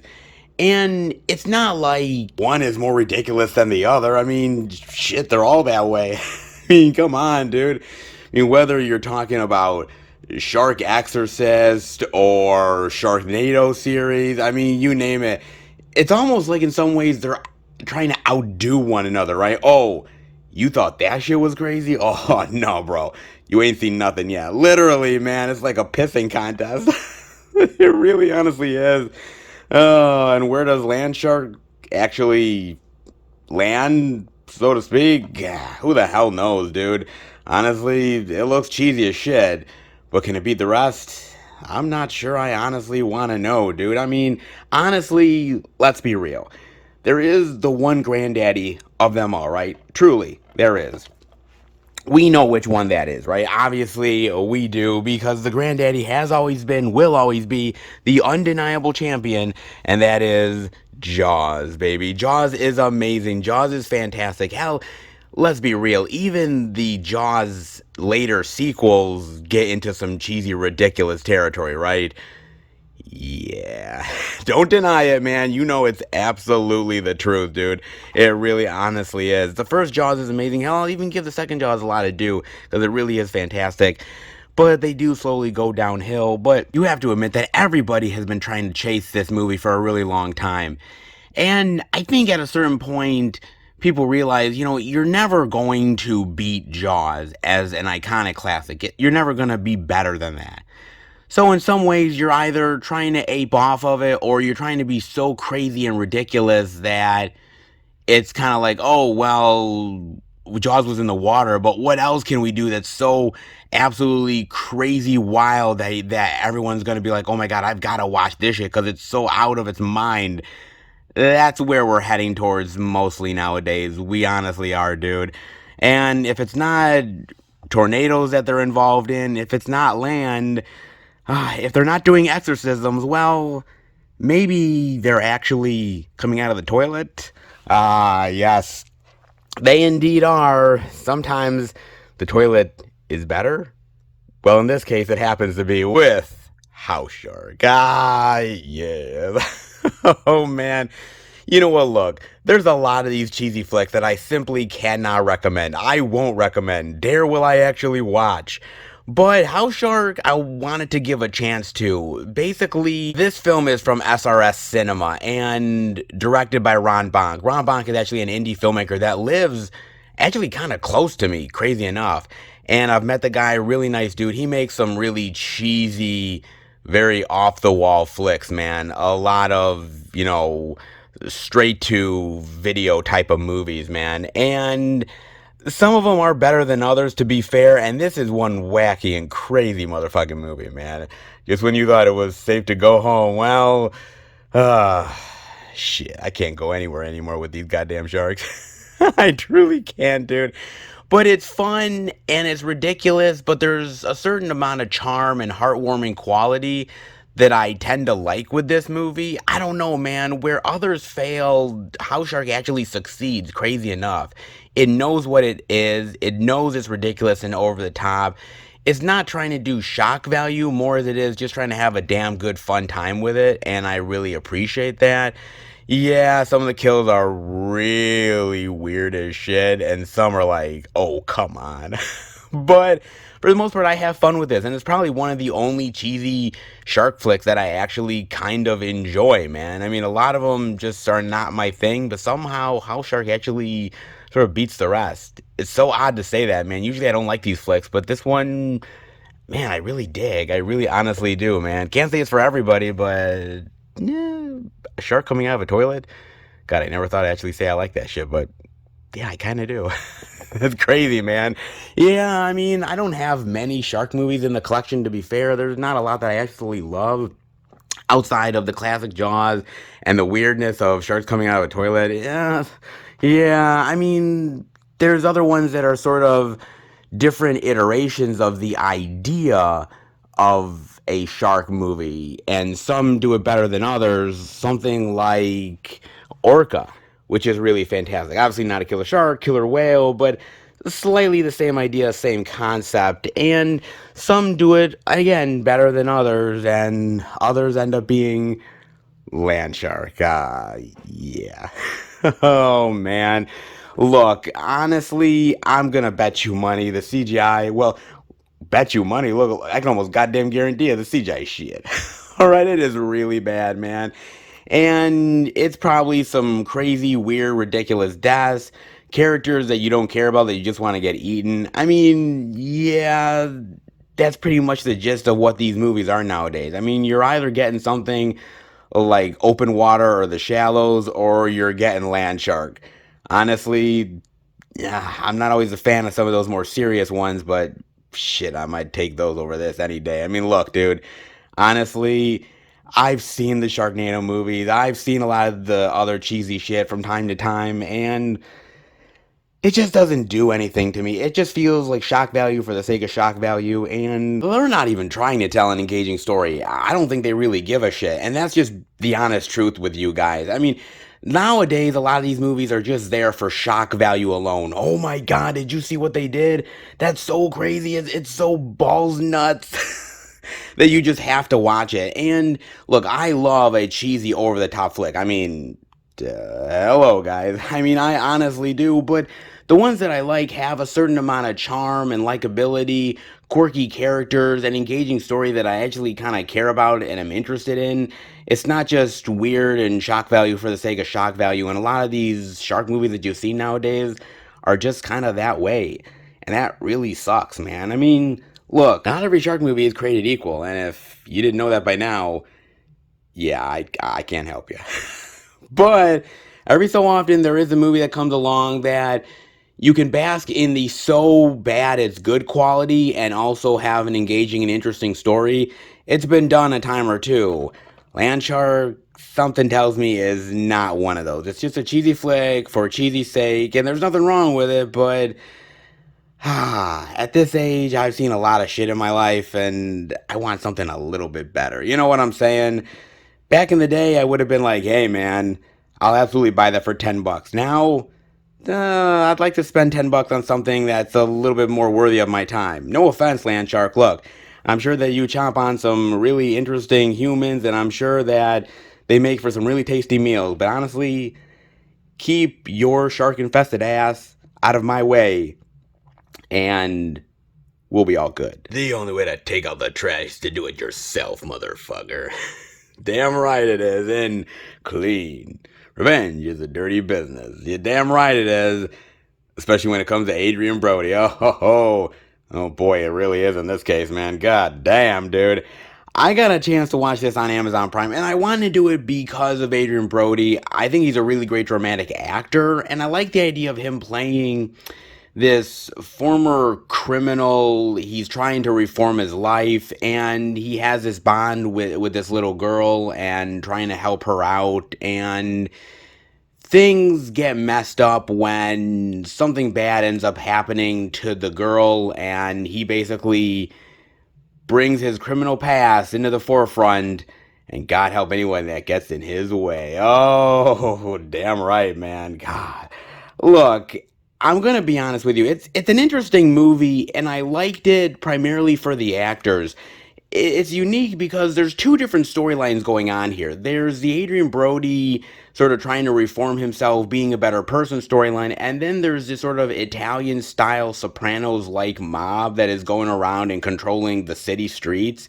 And for the longest time, they're two separate entities, right? They're doing their own two things, and then eventually they sort of intersect and meet up with one another. And that's when the movie gets really interesting and really badass and really action-packed.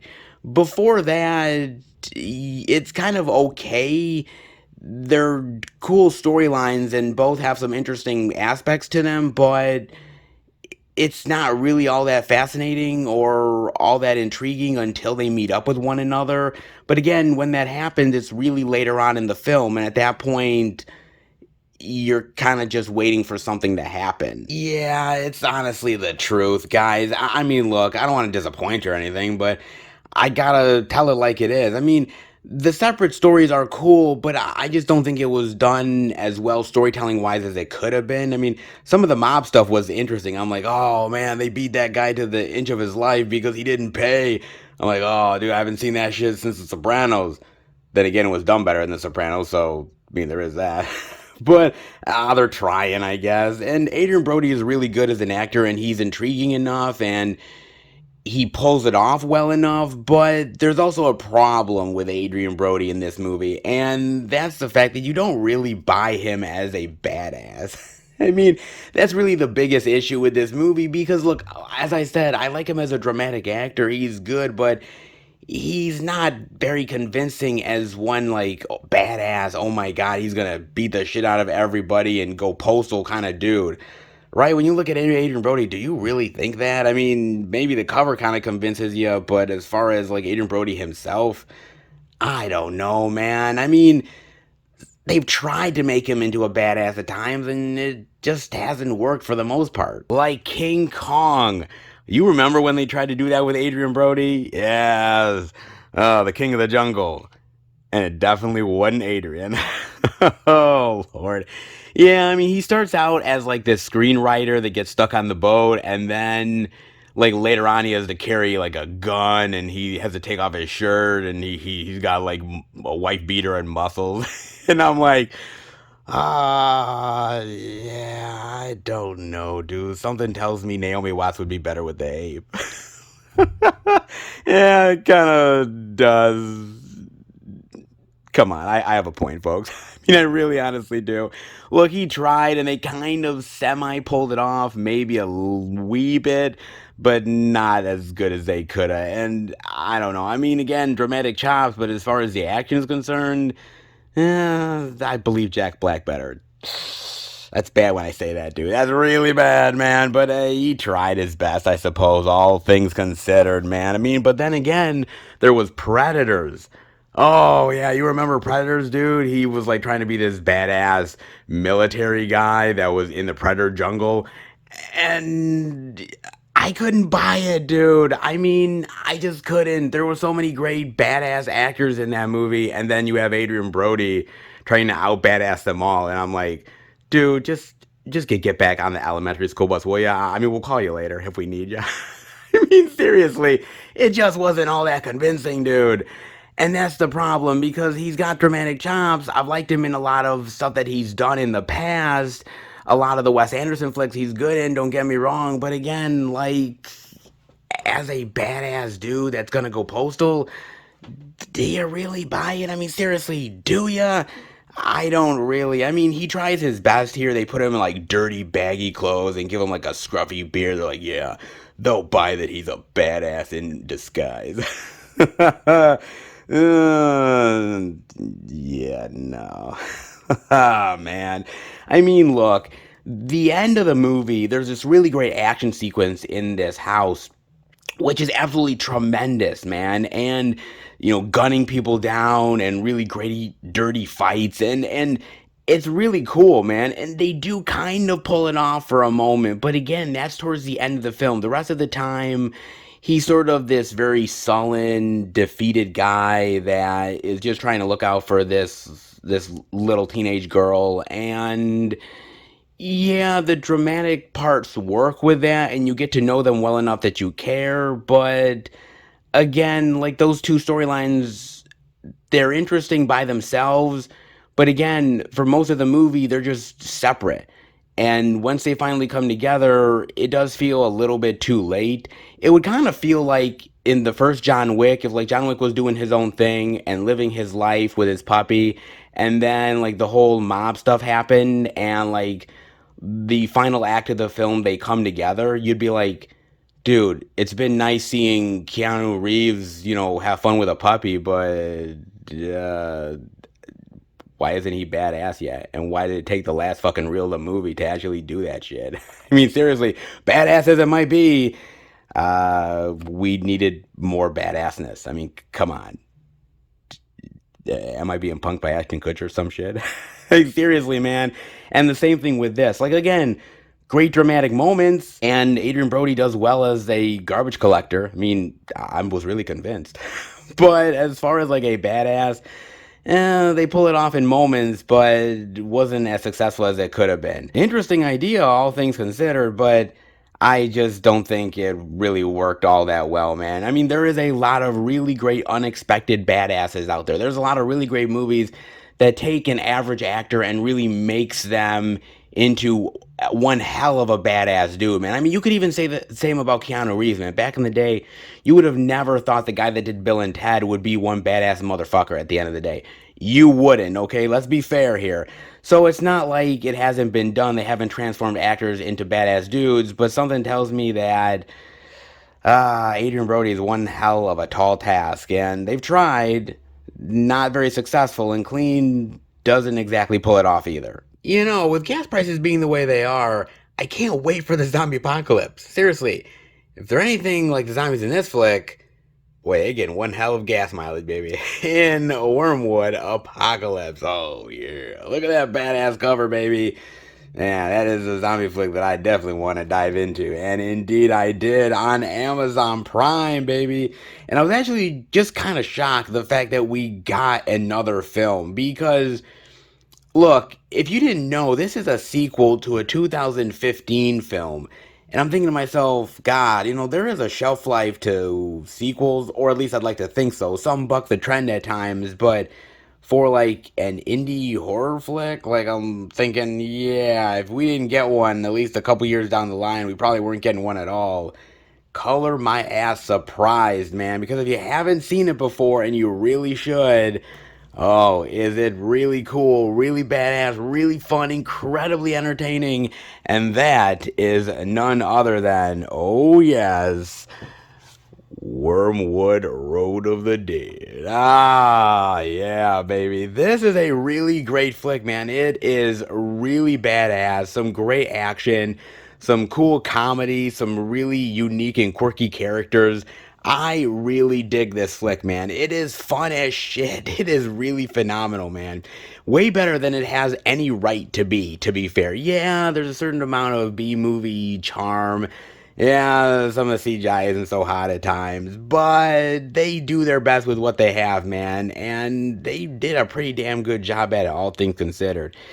They kind of leave a little bit of a cliffhanger, and when we didn't get a sequel for a long while, I was thinking, okay, we're not going to get anything. Yeah, they leave us on a little bit of a cliffhanger, they kind of tease us a bit, but you know, look, chalk it up to one of the many, many movies that just never gets a sequel, right? Shit happens.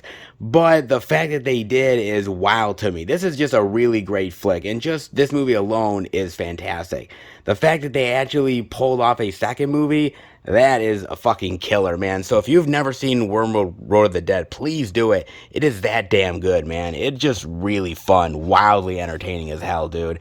So, did the sequel live up to the first film? It's not exactly easy to pull off, all things considered, but I actually think they did a pretty damn good job of it, man. I really honestly did. The idea that a lot of the characters carry over, and the idea of this guy that is basically living in this apocalyptic world and catching zombies not only for fuel but also for experimentation so that they could find an actual serum that will get rid of this apocalypse, this zombie infested world for good. And all the quirky characters and the crazy wild action and all the horror antics that ensue from there, man. And I dug the hell out of this movie, man. It is just as fun, just as entertaining, just as wild and ridiculous as the first movie. And I loved every zombie fueled second of it. I really honestly did, man. It's just a wild and crazy world. It is kind of like Mad Max meets Day of the Dead or something. It honestly is. And I just love that concept and that idea behind it. And I think they really pull it off. I mean, this is not a big budget zombie movie, okay? They don't have crazy amounts of money to do, you know, the most wildest special effects or the most state-of-the-art stuff that you've seen in the world. They don't have that type of budget and that type of money. But just like with Wormwood Road of the Dead, I feel that they really take advantage of their budget. They take advantage of the resources that they have. And they really go out of their way to make something just as wild and just as ridiculous, and I loved it. Not to mention the fact that the action is fucking epic as shit in this movie. I mean, they definitely upgraded from the last film in a big bad way, man. I mean, the machine gun weaponry, the fucking badass guns that they have, the car chases, the fucking zombie carnage. I mean, my god, dude, they went all out with this one in a big bad way. It is like the Grand Guignol action epic of zombie films, man. I'm dead serious. It really honestly is, dude. It's fucking amazing. It is absolutely awesome. And the blood and the guts and the gore in this film, dude. I mean, it was pretty cool in the first Wormwood movie, but it's even amped up to 11 in this one as well. It is fucking phenomenal, dude. Everything that you loved about Wormwood Road of the Dead, you get in this movie and more. And I am just shocked. I'm stunned, but I'm so incredibly pleased at the same time because look, I love that first movie. It is absolutely phenomenal. And I thought, dude, as far as zombie movies go, look, I can't say that every zombie movie nowadays is a great pleasure to watch because a lot of them just aren't that great. Every so often we get a really good gem, like something like Train to Busan. Phenomenal, dude. And add Wormwood Road of the Dead to that as well. And after a while, I was like, okay, hey, if we get one, I was just lucky to get one of them. But the fact that they finally made a second one and it equals the first and is a great companion piece, dude, that is fucking killer. It is fucking amazing. And this movie has the comedy, it has the characters, it has the action, it has all the charm as well. Dude, it kills in a big bad way. It is a fucking amazing. It is awesome. And dude, I kind of want more. Not gonna lie, dude. I don't think we'll ever get a third film. Well, never say never, because I thought we'd never get a second film. So, hey, maybe in like 5 or 6 years' time, we'll get another one and I'll be completely shocked. That would be killer, but I'm just happy that another one exists and I get to enjoy all the balls out craziness. And it is some wild shit, man. It really honestly is. Look, not every zombie movie has to be, dramatic and, brooding. Sometimes you just want a little fun in your zombie movie. Sometimes you want crazy, wild, ridiculous, turn your brain off action and just bask in all the bloody glory.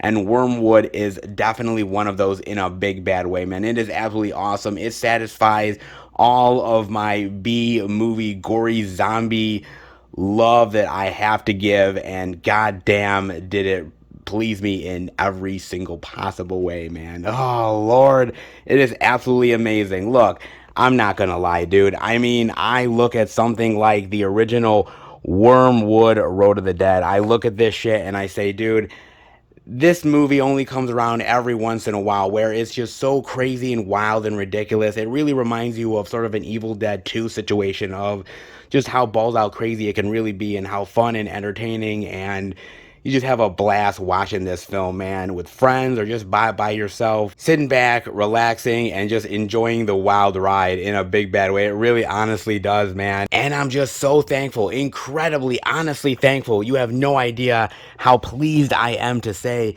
that Wormwood Apocalypse delivers. It actually does, man. And that is amazing to me. Seriously, there's a lot of sequels out there in the world that fail epically. Okay, you know that I'm right. You absolutely know that I am. And I went into this movie thinking to myself, look, it might be good, but it's not going to be to the level that Wormwood Road of the Dead is. It's just not going to. And this one strapped you in and said, hold on, motherfucker, because I'm going to take you on a wild, crazy ride that you are going to absolutely fucking love. And I so did, baby. I really honestly did, man. Everything that you love about Road of the Dead is equaled in Apocalypse in a big bad way, man. And dude, you are going to absolutely love it. Sometimes you just want a bloody, gory, wild ride. And honestly, there's a lot of movies now that are just ridiculous for the sake of ridiculous and don't give you an engaging story or great action. It's just cheeseball and terrible CGI, and it doesn't really go for the payoff. Dude, Wormwood Apocalypse is not that. It is absolutely amazing, and it's awesome, and It is just a blood-soaked, gory, zombie-filled time, and I loved every second of this goddamn movie, man. It was absolutely great. It had some great unexpected moments. It has some great quirky characters, some great dialogue. The action is off the chain. Amazing, dude. Absolutely phenomenal. Chop this up to a great addition to the zombie lore because, honestly, a lot of the great zombie flicks have passed us by. Most of them are in the past. There's not many that you can truly say are really memorable nowadays, but honestly, add Wormwood Apocalypse to the list because it's just that damn good. Oh, it is so great. And honestly, make it a double bill night, folks, because Wormwood Road of the Dead and Wormwood Apocalypse is one great double feature that you will absolutely love, man. There is no doubt about it, baby. Oh, so damn good. Oh, it really is, man. And hey, you know, some of it's good. Some of it, yeah. Hey, it is what it is, man. It is the second Walmart weirdness, and I'm so happy that we have it back in our lives yet again. Sharks attacking on land, huh? Wait till they get a load of me. They'll wish they never left the ocean.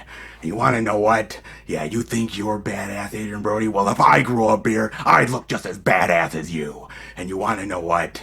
It takes a lot of fucking money to fill up the Batmobile. I mean, hell, have you been to the gas pump as of late? Shit. I mean, I'm rich, but come on, man. However, if I could use zombies to fill up the Batmobile, I mean, I did leave my American Express card at home. Hell, anything to save a buck or two. I mean, wouldn't you?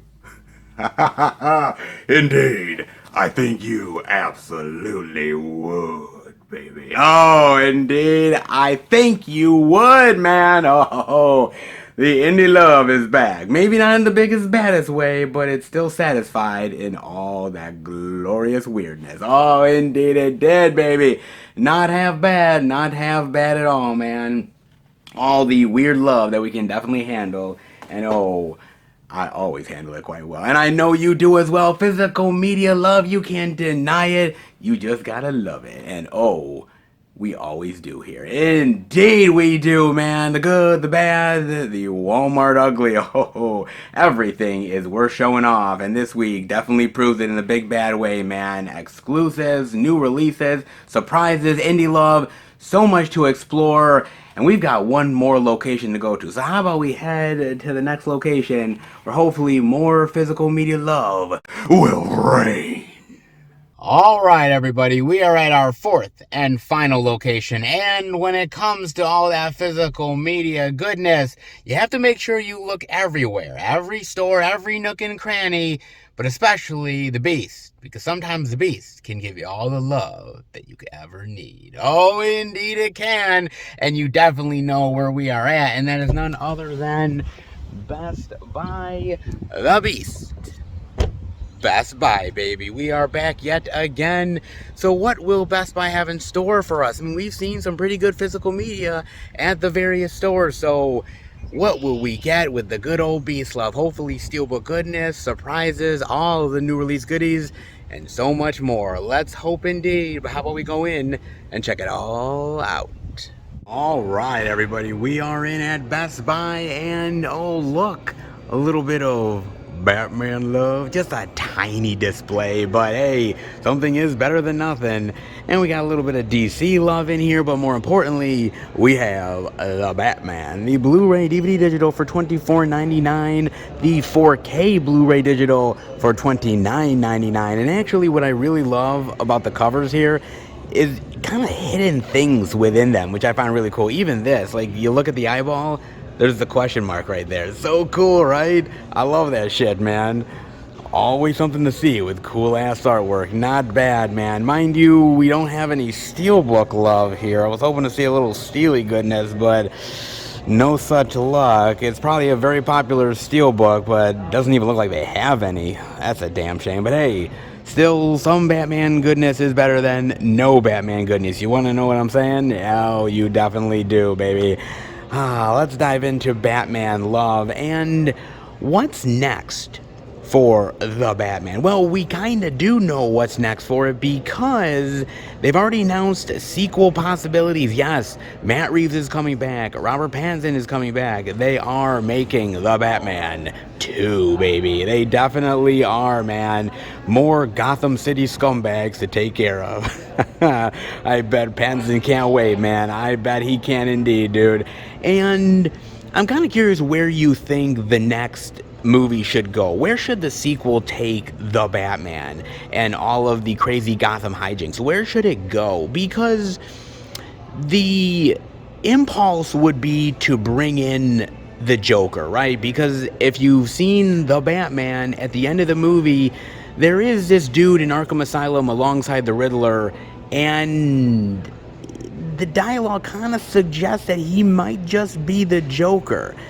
Maybe. And I think that's kind of intriguing. And in fact, there's even a deleted scene out there on YouTube where the Batman goes to Arkham Asylum and ends up questioning the Joker and trying to get inside the head of the Riddler by talking to the Joker. It's sort of like a Hannibal Lecter situation. And it's a really great deleted scene. And you could tell that the guy who's playing Joker, I think it's Barry Keoghan from The Eternals, he does a really great job, man. It's atmospheric, it's creepy, it's dark, it's really well done. I can see why they didn't put it in the movie because it kind of slows it down a bit. But that being said, though, there is an impulse. If you set it up, you might as well pay it off and put him in there. My suggestion is to wait. My suggestion is to hold back, man. Now, I know a lot of people would be like, what are you talking about? The Joker is like the best Batman villain of all time, the most iconic Batman villain of all time. Why would you hold back the Joker? But hear me out a second. Wouldn't you want to end on a high note? Think about this for a second, right? Because if the Joker is the greatest Batman villain of all time, and let's say you want to make a trilogy, right? Because wouldn't it stand to reason that you would want to make a trilogy out of Batman? There's so many stories. There's so many great tales to be told. You could do a whole trilogy on it. Hell, you could probably do a whole entire series. Literally like 8, 9, 10 films of it. That's if Pattinson ever wanted to continue to be Batman for that long. I highly doubt it. But I would think he'd be up for at least a trilogy. So if you end it on a high note, right? If you end the trilogy on the Joker himself and you tease it in the first and second film and then we get the big bombastic Joker madness, that would be a great capper to a really great Batman trilogy, wouldn't it? Yes, indeed it would. So who should they put in the Batman sequel? It's hard to say exactly because more Penguin would never be a bad thing. I wouldn't be against that. I don't want them to do Bane. I think Bane is slightly overdone. It's hard to do him properly without making a joke out of it. Tom Hardy wasn't bad, but it could have been a bit better. I don't know about Poison Ivy. That's a little bit of a goofy territory. I'm not quite sure about that one. Maybe Mr. Freeze? Maybe? I don't know. I mean, there's possibilities if they were to do it realistically. I mean, Catwoman can always come back, but I don't see her as a true Batman villain, especially in this iteration. It's tough, man. I mean, you could do the Scarecrow, but I thought the Dark Knight trilogy did Scarecrow really well, especially in Batman Begins. I thought they did that really solid, man. It's hard to do a good Batman villain realistically. There's always going to be some fantastical element involved into it, so it's hard to really nail it down realistically, but I appreciated what they did with the Riddler. And I thought they took the Riddler and really made him into a very sort of devious, messed up, sort of alternative to sort of like a Jigsaw villain or something, right? It had that sort of vibe to it. So they took something that was much more sort of wacky and really turned it into more sinister crazy, and I appreciated that. So Matt Reeves, I trust in Matt Reeves. I trust in Robert Pattinson. I trust in this team that they're not going to let me down necessarily, that they're going to take a villain that you think can't be done in a realistic fashion and turn the tables on it. Maybe Ra's al Ghul? Possibly, there's that as well. I mean, there's a lot of rogues gallery of Batman villains out there. Some more well-known than others, but I think you should hold back on the Joker. I think you should hold back on that confrontation. That should be the final one that the Batman faces, man. I truly do believe that. I will say I do have confidence in whatever they end up attempting because they've proven me wrong. They've actually ended up making something that I think is worthy of the Batman name, and I think they deserve another shot. I really honestly do. All things considered, look, at the end of the day, it's not easy making a Batman film. We can all agree on that. The expectations are so goddamn high that it's hard to reach those heights. And the fact that they did it somewhat successfully is a real testament to Matt Reeves and to the filmmaking team. The fact that they took on this challenge and pretty much aced it, all things considered. Look, whatever they end up attempting, and hell, they could even try maybe something like Two-Face from Batman Forever. That could be an option as well. That wouldn't be half bad either. I mean, there's a lot of interesting ideas that they can do. There is so much storylines from the comic books that they could take advantage of. Who knows where they're going to go next, guys? But I'm excited to see the possibilities, and I'm excited to see where they take this character and where they take the psychology of Batman and Bruce Wayne. Because we didn't see a lot of Bruce Wayne as the person. We saw Batman. We saw him being in the cape and the cowl, and we saw him being that, nightly predator of the scum of Gotham City. But we didn't get a lot of who he was as Bruce Wayne, who he is exactly. And maybe they wanted to hold back that for a future iteration of the Batman. Maybe they would. I would be very interested in that. They've explored the psychology of Batman a little bit in Batman Forever, which was interesting. Truth be told, Batman is more fascinating than Bruce Wayne, obviously, but there's another avenue that they could go as well. There's a lot of things that they could do, and there's a lot of interesting villains and storylines that they can take advantage of. Where will they go next? Well, only time will tell. But as a Batman fan, I am definitely interested to give it a go. What do you think? Where do you think a sequel should go? And who should be the ultimate villain that Batman faces? Indeed. But I will say this, though, man. This movie was aces. And I liked how they took a realistic spin to the villains, how they took a realistic spin to the world. With Batman, there's always one toe dipped into the comic book realm. Even in something like the Christopher Nolan movies, there's always a little bit of a comic book aspect to it. Here, there is a little bit of it, but not nearly as much as you would like. They definitely went more realistic, and in some ways, people might not like that, but again, characters have to evolve, franchises have to evolve, and Batman among them has to as well. Where will they take it? I'm dying to find out. I'm dying to find out indeed. Hope you are as well. And not half bad, man. And look at all the special feature love, featurettes, documentary, deleted scenes. Oh, all the goodies, baby. Not half bad. Pretty goddamn solid, all things considered. As a Batman fan, this is definitely worthy of adding to the collection. Absolutely it is, man. Not half bad. Even a little bit of Dark Knight trilogy love. Ben Affleck Batman, which never even got as much play as it should. Ben Affleck was pretty damn good. Wish he would have gotten a little bit more love, but hey, we got Pattinson now, and I'll definitely take that. Not bad. Even the old school Batman, goodness. Also, come on, Michael Keaton's the best. In fact, hell, if I had to rank it, I'd probably say Michael Keaton, Robert Pattinson.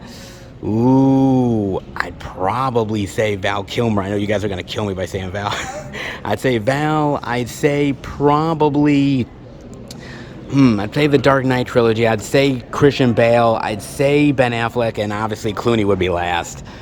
Yeah, Clooney was bad, dude. He wasn't the problem. It was the movie, but he didn't help matters none. I know, man. I still love Val in that movie, dude. I really do. But honestly, out of all of them, Keaton is definitely the king. Just saying. He definitely is, man. You know what I'm saying. He absolutely is, man. Not half bad, dude. And not half bad for some of the Batman love this week.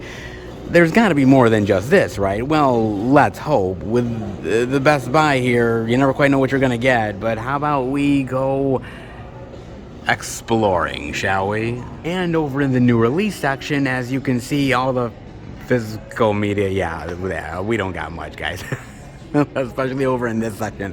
A lot of empty holes. I mean, hey, they do have the Uncharted goodness. Not bad on that. They have Jurassic World. They have a little bit of steely Smoking Aces love. I mean, they got Ghostbusters Afterlife, Fast 9, which seems to haunt my ever-loving dreams. I mean, they have Resident Evil, Bond, nothing new, though. I mean, nothing over on this end. And on the other side, yeah, some of the same old goodies as well. We've got Turning Red, Spider-Man No Way Home. They still got a ton of that love, man, especially the 4K.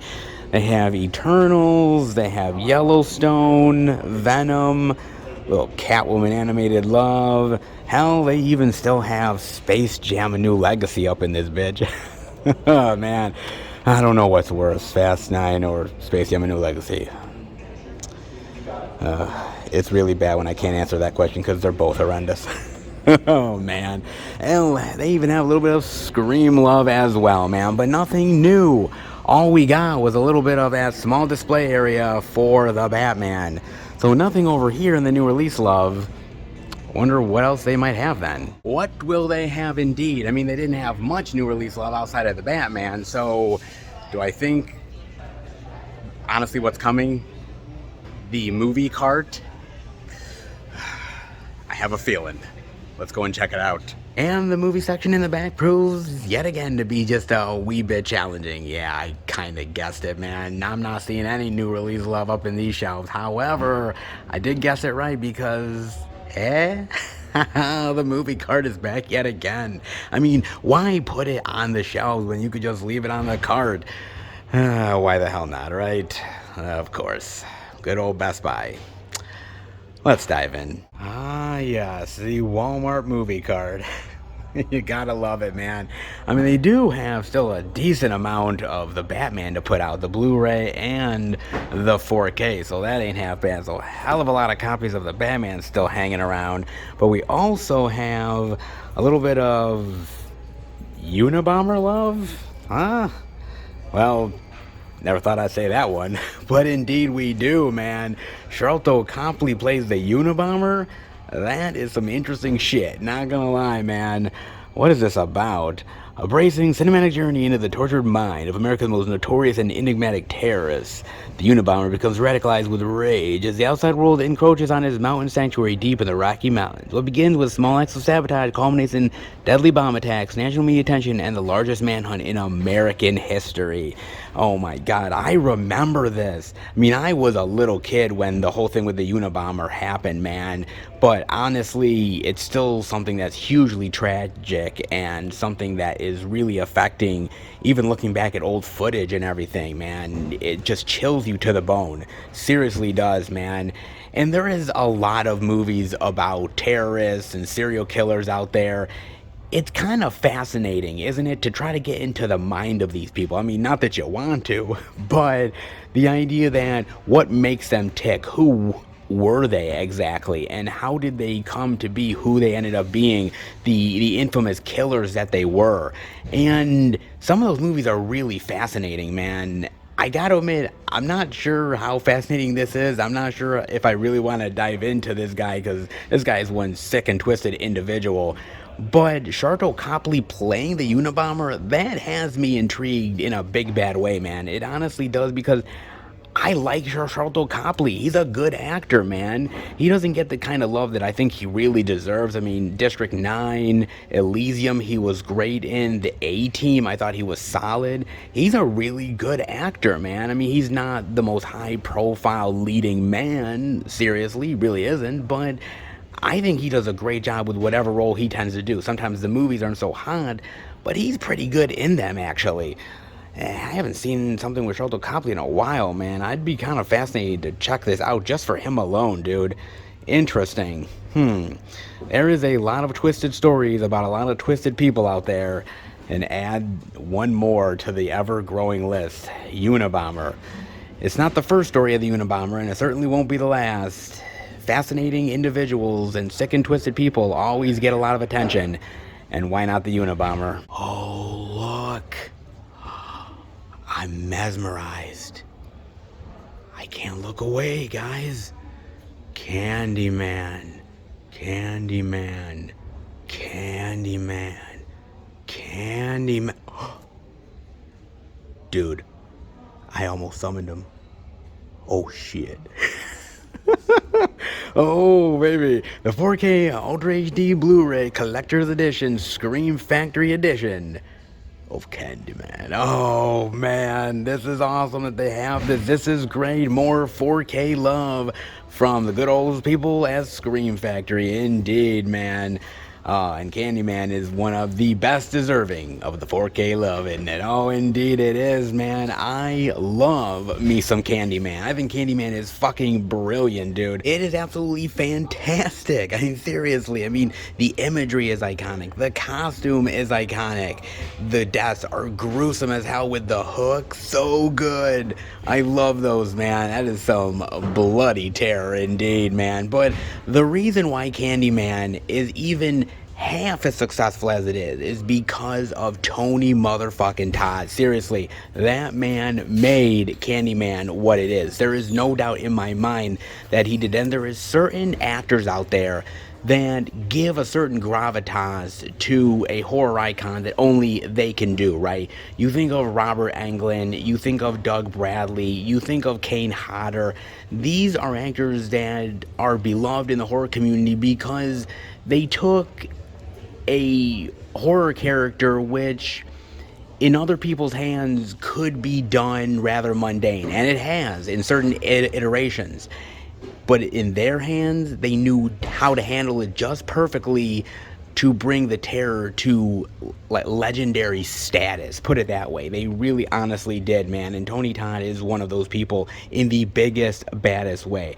I mean, the story is really fantastic. The idea of this legend, this curse of Candyman, and how this woman is slowly manipulated and ends up in the hands of the grisly Candyman.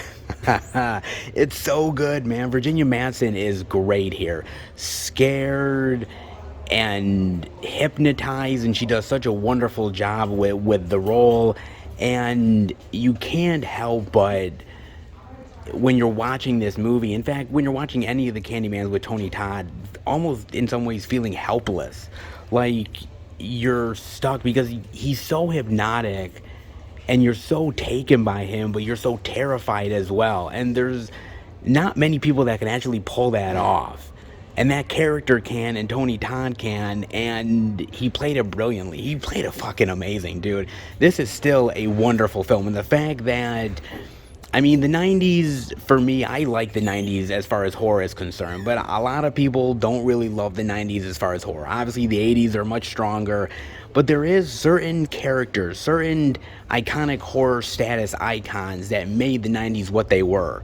And obviously, you could talk about somebody like, obviously, Ghostface, but you gotta put Candyman in the conversation. You clearly do. He deserves a place on the horror mantle. He does. Maybe not top 3. Hard to say maybe even top 5, but he's gotta be top 10. Clearly, he's gotta be. And you could make an argument, maybe, for top 5 status. Maybe. But he is an amazing villain, and Tony Todd played it to the nines, man, and did a fucking awesome job at it, too. Even the lesser ones, like Candyman Day of the Dead, there's still a lot of enjoyment out of the movie. Not perfect, but I enjoy the Candyman movies, and one of the reasons why is Tony motherfucking Todd. That is for damn sure, man. And look at all the special features. My God, dude. Interviews and commentaries. Dude, man, they stack this thing huge, dude. And the 4K love as well with the slip. Not half bad, baby. Not half bad at all, man. A legendary horror icon getting his just desserts. Not half bad if you ask me, baby. We dare you to say his name 5 times? I dare you. I double dog dare you. You ain't gonna do it, man. No way in hell you want the Candyman on your ass. I got the need for space vampires, baby. More Scream Factory love with the 4K Blu-ray Collector's Edition of Life Force. In the blink of an eye, the terror begins. Oh, yeah. Oh, my God, man. What a really weird, fucking awesome as hell movie, dude. Seriously, I love this movie so much, man. It is wacky and crazy and insane and batshit nuts, but Damn, do I dig this, man. Toby Hooper, God bless his ever-loving heart and soul, man. God, I miss the guy so goddamn much. I really do. And Life Force, to me, is one of his masterpieces. Seriously, it really is that damn good, man. And so crazy wild, man. It really is. Basically, it's like space vampires coming to Earth and basically wreaking havoc. That's what it is, man. Literally sucking the soul and life out of people. It's so awesome, man. Steve Railsback is great here, man. And Matilda May.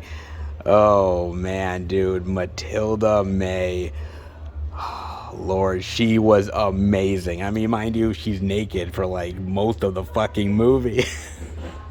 I mean, you get to see everything in all her glory, man, and she didn't mind showing it off. God bless her heart and soul, dude. She was great here. She wasn't shy, that's for damn sure, man. She was great in this movie as like the lead vampire soul sucker. He's so good, dude.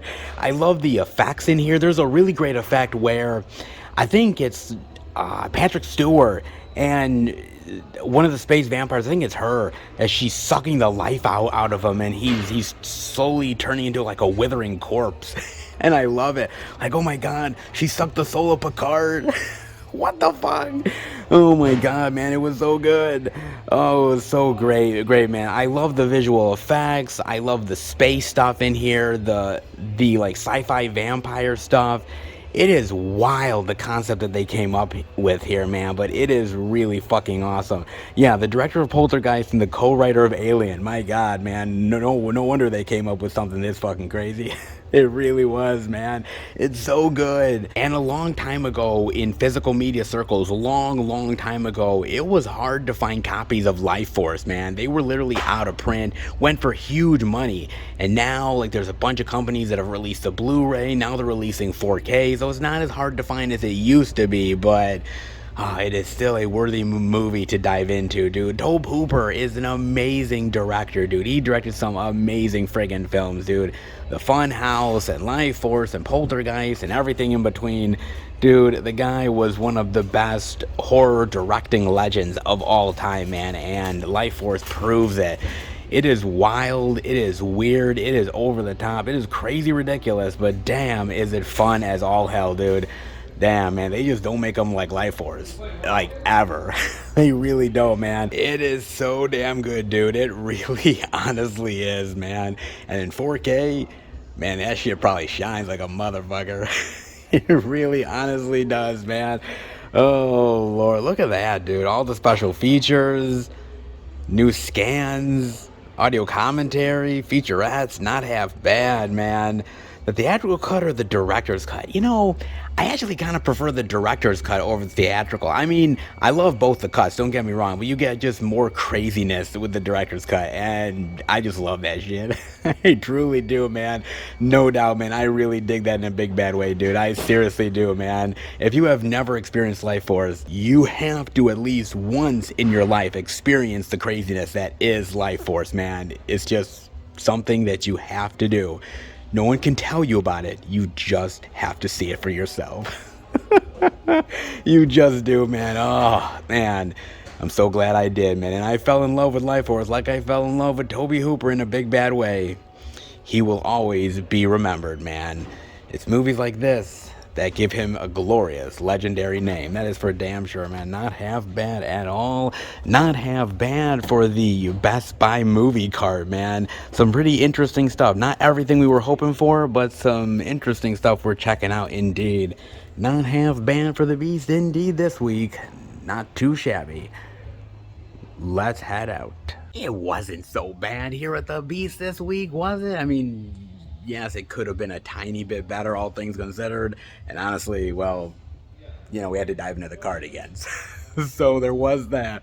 But all things said, hey, it could have been far worse, all right? We've seen it really bad before, all right? So, hey, take what you can get, all right, man? I mean, we didn't see the Steelbook Love. We didn't see all the new releases. You'd figure they would have had more of them, but again, hey, this is Best Buy. And actually, I wanted to say that because, well, there's some news I gotta break to you guys. Actually, I've known it for quite a while.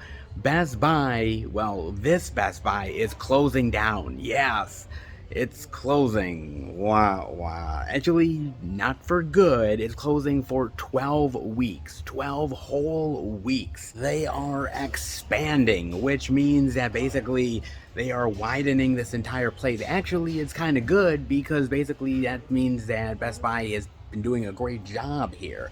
They've actually been selling a lot of stuff, so that means that they're sticking around. They're making the place bigger with more opportunities. And so, well, that means that unfortunately I won't be able to come in here for 12 straight weeks. This is not the last week I'm going to be doing it. There's one more week to go, but sad state of affairs is they're not bringing out much physical media right now, guys. Honestly, they're kind of dwindling a bit down because if they're going to be closed for 12 weeks, yes, there is roadside service that you can get if you want something, but honestly, they're not going to get a lot in anymore. So that might have been the reason why we're not going to get a lot of stuff this week. So enjoy it while it lasts, because for 12 weeks, we ain't getting it, folks, just so you know. I'll try my best to do what I can, maybe go to other Best Buys that are farther away. Help me, Lord. But I will try what I can, guys, when I'm able to do it. But I will be back to this good old Best Buy 12 weeks from next time you see the video. Sad state of affairs, but I'll have to get by. I'll have to do my due diligence. Hey, it's not like it's closing, it's just expanding. And hey, these guys love me. So eventually I will be back, guys. You know what I'm saying? Eventually I will, and hopefully you guys will be on the journey with me. But this week, not much physical media worth showing off. You know what I'm saying? But hey, there's always next time, and we definitely will try. But enough of the Best Buy hijinks of physical media goodness. How about we head home and finish the video? All right, everybody, that'll do it for the Blu-ray and DVD. Out and about video this week, and truth be told, pretty damn good, isn't it? Oh, it definitely was, man. Some really great media out there. Exclusives, new releases, the indie love is back. I mean, yes, mind you, we didn't get to see everything we wanted to, but for the most part, I'm pretty damn satisfied, and I hope you guys are as well. Not bad. Now, yes, of course, we saw 2 exclusives, but we didn't see that elusive third one. I know, man. Most Best Buys, I'm sure, got some copies of the Batman Steelbook. Mine, unfortunately, did not. Are you really all that surprised? So, I know what you guys are thinking. You're saying to yourselves, look, I mean, I didn't deliver on the Steelbook love, and that's a goddamn shame, and I wish I could have done better for you guys. I really honestly wish I could. I mean, just because we didn't see it at Best Buy doesn't mean that we can't see it now. Oh, yes. Of course I got it, guys. Come on.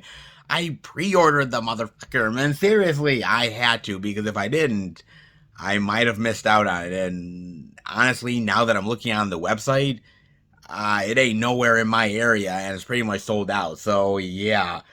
Damn glad I pre-ordered it when I did. Look, I have learned from my mistakes in the past, guys. There have been certain steelbooks that I have wanted, and I just said, hey, it's going to be in the store, right? They've got to have copies. It's Best Buy.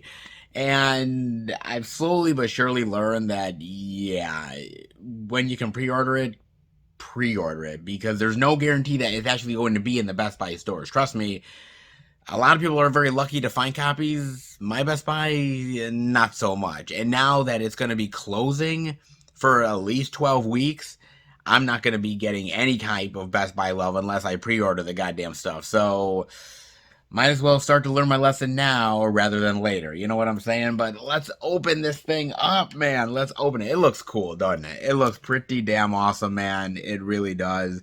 Look, I gotta admit, all the editions of the Batman look really cool. I mean, they honestly do. They're all really killer. I love the different type of artwork, the designs. I think it's really, really amazing.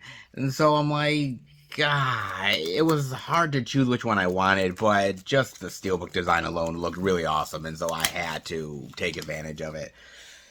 Oh, baby, do I. Oh, that is sweet. Look at that. Oh, that's nice. I love it with the question mark and Batman's silhouette right there. Oh, I love that. That is really awesome. And of course, on the back, yeah, a little bit of the Riddler design. I like that, man. Not half bad. Not half bad indeed. Look at this. Very cool. It's not bad, man. I love the design of that. Oh, and then, of course, it's got two, obviously, probably two of the Batman there. Oh, it's awesome. Nice. Oh, yeah, this is a nice steely. That's for damn sure, man. Damn glad I pre-ordered this sucker because it looks sweet. It definitely does, man. Look, I can't say that I'm all about that steelbook life, right? There is some steelbooks that I just are not really interested in, not gonna lie. And then there's certain ones where I'm like, dude, that artwork is killer. I gotta have it. And the Batman happens to be one of them, man. Oh, it looks really great. Awesome. And another steelbook to add to the collection. Another great movie to add to the collection. I loved the Batman, dude. I thought it was a really great updated to modern times Batman sensibility, bringing in more of the detective aspect to it. Yes, it's more, emo. But that being said, look, man, I really dig it a lot. I think it's a really great flick overall. And for me, I dig Pattinson here. I dig the Matt Reeves directing, and I can't wait to dive into more of whatever they do next for the sequel. The scum and villainy of Gotham will be back, and I will be waiting. Oh, that is for damn sure, man. Not half bad. Not half bad at all, baby. Oh, that's a great pickup for the week. You gotta be honest with you. That is pretty damn cool, man. Oh, I had to show you guys that I got it. It's just too good not to. Oh, it is too good not to. Indeed, it is really fantastic, man. And it is awesome. But that is not all, man, because I got a hell of a lot more stuff to show you guys. Stuff in the mail. It's a crazy wild ride this week for Physical Media Love. I got a ton of stuff, dude. Like, for instance, I got a little bit of, boutique label goodness. Like, for instance, from Kino Lorber, Times Square. Oh, man, Times Square from 1980. Oh, in the heart of Times Square, a poor girl becomes famous, a rich girl becomes courageous, and both become friends. Oh, God, I dig this movie, man. When Kino Lorber ended up announcing this title, I was like, wow, they're announcing this. This is really cool. And give Kino Lorber a lot of credit. They are killing it as of late. They are doing some amazing additions of movies, forgotten gems out there that nobody ever really talks about, and Times Square happens to be one of them. It's infectiously entertaining. I love the story of these two girls from the different side of the tracks who come together and really create this great bond and friendship. The soundtrack is absolutely awesome here, and on top of all that, you get Tim Curry in this, man. Dude. Oh, if you got Tim Curry in your movie, man, you're already aces in my book, baby. Yo, you indeed are, dude. This is great. I'm so glad that this got the love. The slip is really awesome here. And, of course, the other artwork, pretty damn cool, too. Oh, love this movie, man. So glad to finally have this. That is pretty damn awesome, man. But, of course, that's not all, because I ended up getting some more love, like a little bit of Scorpion releasing Almost Summer. Oh, look at that. Don't you wish it was almost summer? You damn right I do. Oh, from 1978. Okay. Now, we all know about Fast Times at Ridgemont High, and we all know about, obviously, Valley Girl, and we know about a lot of these really great movies out there, high school culture movies, right? Almost Summer was actually one of the first to really do it, and do it really well. Unfortunately, it's kind of gotten lost over time. Those other movies and a hell of a lot of others have kind of, I don't want to say stole its thunder, but those movies became more prominent, became more classic, and Almost Summer kind of faded into the background. But it's a really great movie with some really great actors here. I mean, you have Didi Khan, you have Lee Purcell, Bruno Kirby, you have Tim Matheson here from Animal House. You have some really phenomenal actors here, and I just love the idea of all the crazy, wild high school antics that happen. You know, he loves her, she loves him, they break up, all the crazy stuff that happens from there. It's a fun little movie that I have not watched in forever. It's been a long ass time, man. I watched this in like the VHS days. It's been quite a long time, man. But when Scorpion ended up announcing it, I was like, holy shit, dude, like almost summer. I knew I had to pick this thing up, man. It's a blast from the past, but one I definitely want to revisit, man. You know, look, there's a lot of really great high school comedy movies out there, but sometimes there's a few that do end up going under the radar, underappreciated, and Almost Summer is definitely one of them. If you like this type of movies, give this one a look. It ain't half bad, man. Not half bad at all. Another really great pickup. But that is not all, man, because I've got more love, more boutique label love, and this time from Scream Factory. Oh, baby, and this one I definitely wanted in a big bad way. This one was high on my list. When it was announced, I was like, dude, I remember loving this movie. I was watching it so much. I love the lion attacking and how they have to go after it, and then the lion is smarter than they are. So great, dude. Because if you're gonna go into battle, you want Michael Douglas and Val Kilmer with you in The Ghost and the Darkness. Oh, man, do I love this movie, dude. You know, this is kind of actually an underappreciated action thriller. It really honestly is, dude. I mean, nobody really talks about it when they talk about Michael Douglas flicks. And nobody really brings it up with Val Kilmer anymore. I mean, if you're talking about Val Kilmer, you're talking about Top Gun, obviously, and you're talking about, obviously, Batman Forever, and you're talking about certain movies out there that he's done. The Doors, obviously. But this one tends to not get as much love as I really think it should, man. I mean, when it does, people definitely dig it. But I remember seeing this, I think the first time I saw it was on Cinemax, and I was literally like blown away. I was loving the action. I was loving this killer lion and devouring the people and all the blood and the guts and shit. Like, I thought it was great, dude. I was like, oh man, out there in the wilderness, hunting something that is instinctually a predator and is ultimately going after you and wants to kill you as well. Like it's just like survival of the fittest, kill or be killed. I loved it so much, man. I thought it was gritty. I thought it was action-packed. I loved the acting in here.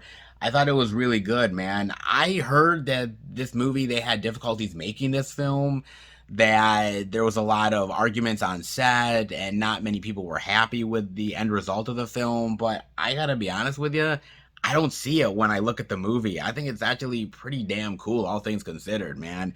I dig it a lot, dude. It's pretty damn solid. I mean, there's not really any special features here. All you get is the theatrical trailer, which kind of sucks. I would have liked to have seen a little bit more, but just the fact that it's on physical media, just the fact that there's a Blu-ray copy now out there, that is pretty damn sweet to me. Not half bad, man. Not half bad at all. Oh, you thought that was it, didn't you? Of course you did. Never underestimate me. Never underestimate me indeed, guys, because I have more stuff. I mean, mysterious stuff that you guys won't find out about yet. Like a little bit of black bag mystery goodness. Yes, another one of the new releases this week. What could it possibly be? Well, I'll give you a hint. It's a horror flick. Not that it nails it down exactly, but it's a really great one. It's one of these really great movies that, seeing it in the theater, I had lowish expectations for, and the goddamn thing blew me away, man. I was absolutely amazed by it. I thought it was phenomenal, and for me, as a horror lover, I have high expectations when it comes to horror films, man. I've seen enough of them. I know what I like. I know the classics. I know the good shit. And a lot of the horror nowadays hasn't really been stacking up the way I liked, and this movie really proved that you can still do horror really effectively and pay homage to the classics and still make something that you really feel tension and you feel thrills and you're invested in the characters and the story. It's still possible to make a really great horror film these days. Not as easy as you might think, but when they pull it off, man, they do a great job. And this movie is really fucking fantastic, dude. I love this flick so much, and I'm glad that it's gonna have a place in the collection. We're not done yet, guys, because I happen to have a little package that was waiting at my doorstep from Arrow Video. Oh, yeah. Oh, a little bit of Arrow Video love. I wonder what's in here. Well, actually, I do know what's in here. There are 2 additions in here. One is a movie from the late 90s that, man, you just had to be a part of that era. You just had to be, man. Those actors at that time, the eroticism, the thrills, the nakedness, the mystery. Oh, it was so good for the time. And honestly, I can't wait to revisit the sucker again. Oh, I can't wait indeed. And a diamond in the rough slasher flick that I have never heard of, but the title is really fun. The trailer looks really cool, and I give Arrow Video a lot of credit. They always go out of their way to do some unique and interesting titles from time to time. Unique slashers that you've never heard of, like something like Edge of the Axe, right? Which was really cool, and they really gave it the love that it deserved, but it was one that you didn't hear of. You know, we have so many slashers in the world, right, as far as horror is concerned, and a lot of them get great recognition. And there's some out there that unfortunately not only fly under the radar, but practically get buried. And that's why I love physical media, because it's companies like Arrow Video that ends up making these movies more prominent, bringing them to a larger audience. I really appreciate that. And this one, it looks cheesy, it looks ridiculous, but, you know, I'm a guy that likes my cheese, especially when it comes to slashers. So you want to know what? I'm giving it a go, baby. I'm going to give it a try and see what I think. But these 2 additions are definitely ones that I am absolutely excited about. No doubt about it, baby. As I am excited for all the things I got. Yes, that is it, guys, because my God, Arrow Video love, new releases, mysterious black bag goodness. Oh, a lot of boutique label goodness. My God, man, I definitely did my due diligence on physical media this week. There ain't no denying that. And before I let you guys go, I gotta talk about this, right? Because I couldn't stay away from the streaming wars forever, baby. You know I can't, especially when it comes to Netflix, because boy, sometimes the drama is played up really thick, baby. From Variety, Netflix lays off about 150 employees, 2% of U.S. workforce amid revenue slowdown. Let's dive in, shall we? Netflix has pink-slipped about 150 staffers, mostly in the U.S., as it works to rein in costs with its top-line growth having slowed down. The cuts come across departments and are driven by the need to reduce expenses rather than the performance of individual employees, according to the company. The layoffs represent roughly 2% of Netflix's U.S. workforce. As we explained in reporting Q1 earnings, our slowing revenue growth means we are also having to slow our cost growth as a company, a Netflix rep said in an email statement. So sadly, we are letting around 150 employees go today, mostly US based. These changes are primarily driven by business needs rather than individual performance, which makes them especially tough as none of us want to say goodbye to such great colleagues. We're working hard to support them through this difficult transition. Oh, I bet you are. In addition to the layoff of 150 full-time employees, Netflix is eliminating about 70 part-time jobs in its animation studio and is also cutting freelance roles in its social media and publishing group. Variety exclusively reported that Netflix has axed several animated projects, including Wings of Fire from executive producer Ava DuVernay, Anti-Racist Baby, a series aimed at preschoolers, and With Kind Regards from Kindergarten. A number of agency contractors have also been impacted by the news announced this morning. We are grateful for their contributions to Netflix. I bet you are.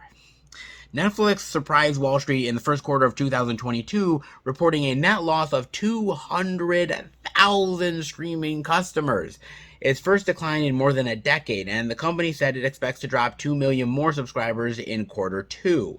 The subscriber miss and weak guidance led to the biggest ever one-day drop in Netflix's market cap, as the company lost $54 billion, that's with a B, in value on April 20th. The stock is down 68% year to date. The job cuts Tuesday come after Netflix laid off about 25 employees in its marketing group last month, including many of its fan-focused content team. As of December 31st, 2021, Netflix reporting having about 11,300 full-time employees globally, of which 76%, around 8,600, were located in the US and Canada. For quarter one, Netflix posted revenue of $7.87 billion, which fell shy of Wall Street consensus estimates of $7.93 billion. That was up 9.8 from the year earlier period when the company's 24% revenue growth was boosted by pandemic-driven gains. For the second quarter of 2021, Netflix's forecast of $8.5 billion in revenue, which would be up 9.7 year over year. On Netflix's quarter one earnings interview with Analysis, asked about cost cuts, CFO Spencer Newman said the company would be responsible in terms of how we manage the business. During this period of slower revenue growth, we're going to protect our operating margins, Newman said, reiterating the company's goal of maintaining an operating margin of around 20% for full year of 2022. As a result, we're pulling back on some of our spend growth across both content and non-content spend, but still growing our spend and still investing aggressively in that long-term opportunity. And last week, Netflix updated its famous corporate culture memo, as first reported by Variety. Among the changes was its new entry in the document's valued behavior section: you spend our members' money wisely. Oh, indeed you do, because if you don't, you're getting the axe. Oh, indeed you are, man. Oh, good old Netflix and your ever-loving drama. Oh, baby. Oh, my God. Am I surprised by this? No, not necessarily. I mean, I told you in a earlier Out and About video about the difficulties that Netflix streaming has had with losing all of those customers that they did, and how it's a trend that most likely is going to continue. Not just for Netflix, mind you. It's going to continue for Disney Plus, for Hulu, for Amazon Prime, and a lot of these other streaming-based services. It's just going to happen. That's the sad reality of the situation. But who couldn't see it coming? I mean, seriously, man. I mean, here's the deal, right? We pay so much money for entertainment, right? So much, whether it's going to the movies or the theater, going to a comedy show, obviously, you know, the concessions and paying money to go out to dinner, on top of obviously physical media and those amount of dollars that you have to spend that, by the way, is not getting any cheaper either. And, of course, the streaming costs that are on top of that, right? Okay, all of that considered, right? And at some point, you have to cut corners, because you have to in some way say, okay, look, I gotta pay for food, I gotta get gas, I have to pay for rent and utilities and other luxuries, cell phone, and what can I cut that I don't necessarily need right now? And you start looking at some of your other entertainment options, and streaming is going to be one that's going to come down the pike. I mean, look, a lot of people cut the cord, right? Because when you looked at cable, you said to yourself, there's so many channels, I only watch a select few of them, and I'm paying all this money for them. It's just not reasonable. And you said, what's the best option? I'm going to go towards streaming. But what you slowly realize is that if you subscribe to enough streaming services, on top of having to pay the internet for it, you start looking at a bill that looks quite similar to what you paid for cable. And then you start to ask yourself, my God, is it really worth it? I'm spending money on all these streaming services that have all this content, and I just don't have the time for it anymore. And nowadays, us as adults and functioning human beings, we have to go to work, we have to sleep, we have other obligations and priorities, and there's a hell of a lot of entertainment options out there, and we may have only 2, 3, 4 hours to maybe watch something. And at that point, you gotta start to be a little bit more picky and choosy. And that's why, in some ways, we now have the options of getting rid of these streaming services. And a lot of people do that, guys. I'm not gonna lie. A lot of people end up watching some of their favorite shows or movies, and they think to themselves, they're like, okay, well, I don't really need it until the next season comes on, or a movie that I'm interested in, so I'm going to cut it for a while. And that's what we're seeing. And eventually they may come back to it, but you never know. I mean, right now, for Netflix, it's gonna be a good time. Stranger Things is coming back, right? That's a huge gimme for them. And a lot of people want to see the next Stranger Things season. So they're gonna subscribe. Hell, one of my great friends, Van, he ended up just subscribing back to Netflix. He hasn't had Netflix for years. And the reason why was because of Stranger Things. But he talked to me. He said, Seth, look, there was 3 different tiers that I could have done.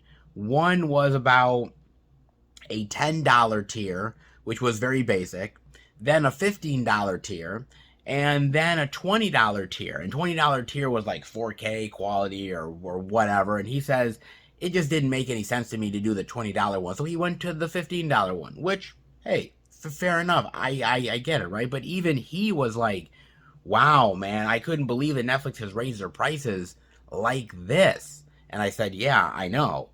And I think everyone feels the same way. And with more content and more money spent means that they have to up the price of the subscription service in order to get more money from you, in order to continue to keep the good times rolling, right? I mean, basically, you are their cash cow. And so you have a say in what they do and how they do it. And so if you feel that it's too much money, if you feel that you're not getting your money's worth, the content isn't as good as it's supposed to be, you bounce. And that's the same with Disney, that's the same with Paramount Plus, that's the same with Amazon Prime, Hulu, you name it. They are beholden to you. You are the customer. They make a lot of content, but at the end of the day, that content is only as good as the people that are subscribing to it and giving them the money for it, right? And now Netflix is feeling the burn, and I hate to admit it, but that means that people lose their jobs because of it. And that's a real damn shame to me. You know, unfortunately, these CEOs, these major board members on a company, they will get bonuses. They will end up being fine at the end of the day. But it's the little guy that gets screwed over in the long run. And this is the same way it is with streaming, right? Because, as I've said before, numerous times, these streaming services are too big to fail. And I sincerely mean that when I say that, guys. They are too big to fail.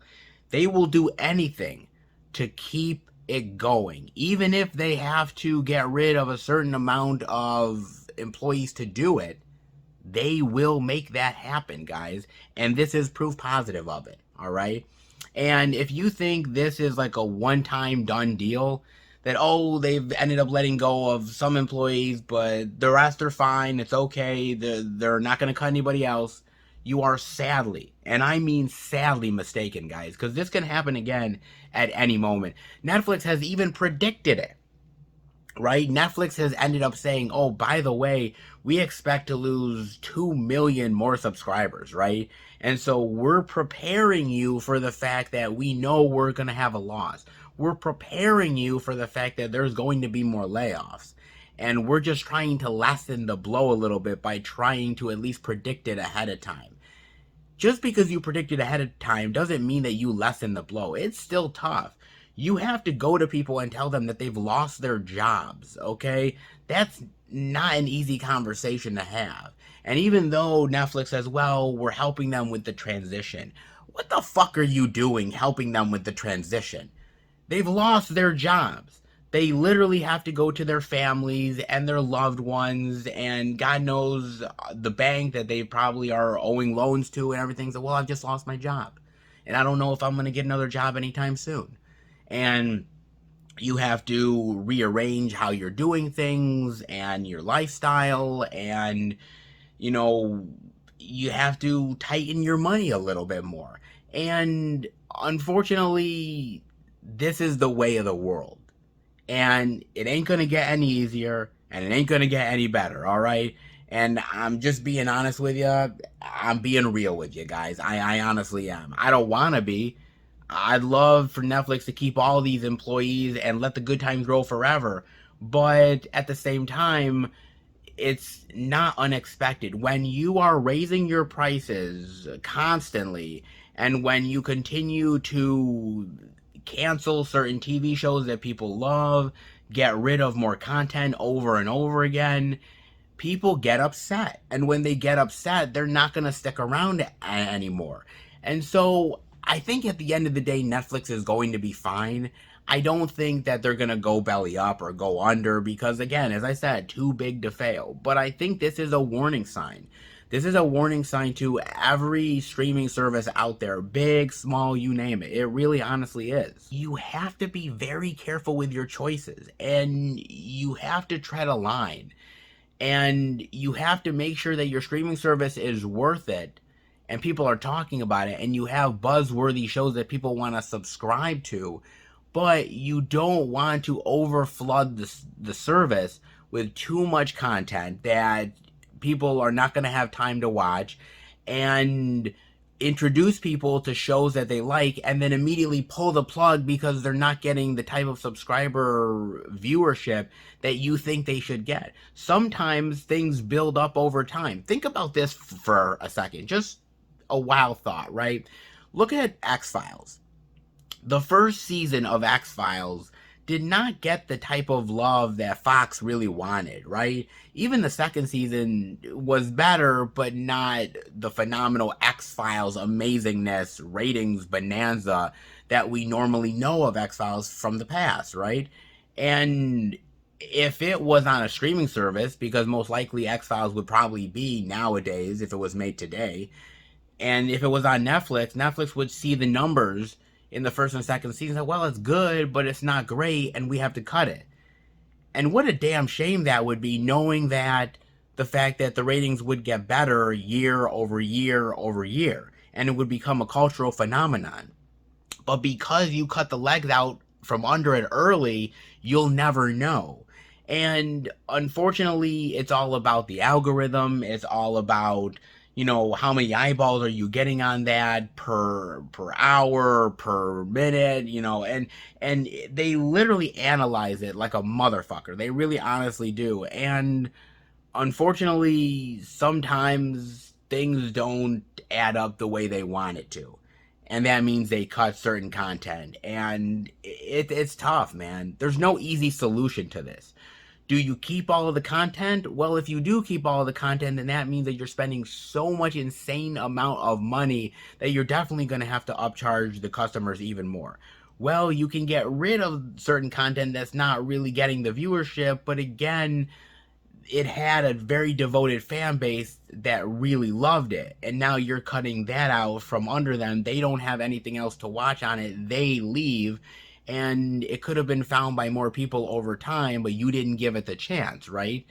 Okay, fair enough. Or you end up basically cutting the employees and basically saying, well, we're going to try to still invest in the content when we can, but obviously it's costing too much. We're losing subscribers, and something's got to go, and it's going to be the employees, the hardworking people that have busted their ass for you. It's just not easy, man. And there's no middle ground here, no easy way to have the best of both worlds. It just isn't. It's a goddamn shame, but that's the world we're living in, man. And so I really hope that Netflix gets their shit together. I hope that they find a really great solution that brings in the really great shows that they want, brings in the really great creators and content, and gives a lot of these really great customers a satisfaction of knowing that it's worth it to stay subscribed to the service or to come back, right? And my friend Van is one of those people now. He's on Netflix. He's rewatching all Stranger Things. He's gonna get to season 4, and then after season 4, is it worth it for him to stick around for it? He says, look, he's gonna look at the content. He's going to watch a lot more stuff. He's going to give it a chance. And if it doesn't excite him after Stranger Things, then there's no point in continuing to stay subscribed. And this is where we're at, guys. It's the same thing with Disney Plus.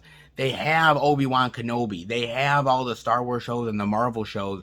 But once those shows are no longer there at the moment and there's no new content to watch, is it worth it staying subscribed? It's the same with Hulu. That's why every single week something new is coming on those platforms, because again, they're too big to fail and they need your eyeballs on them in order for them to succeed, right?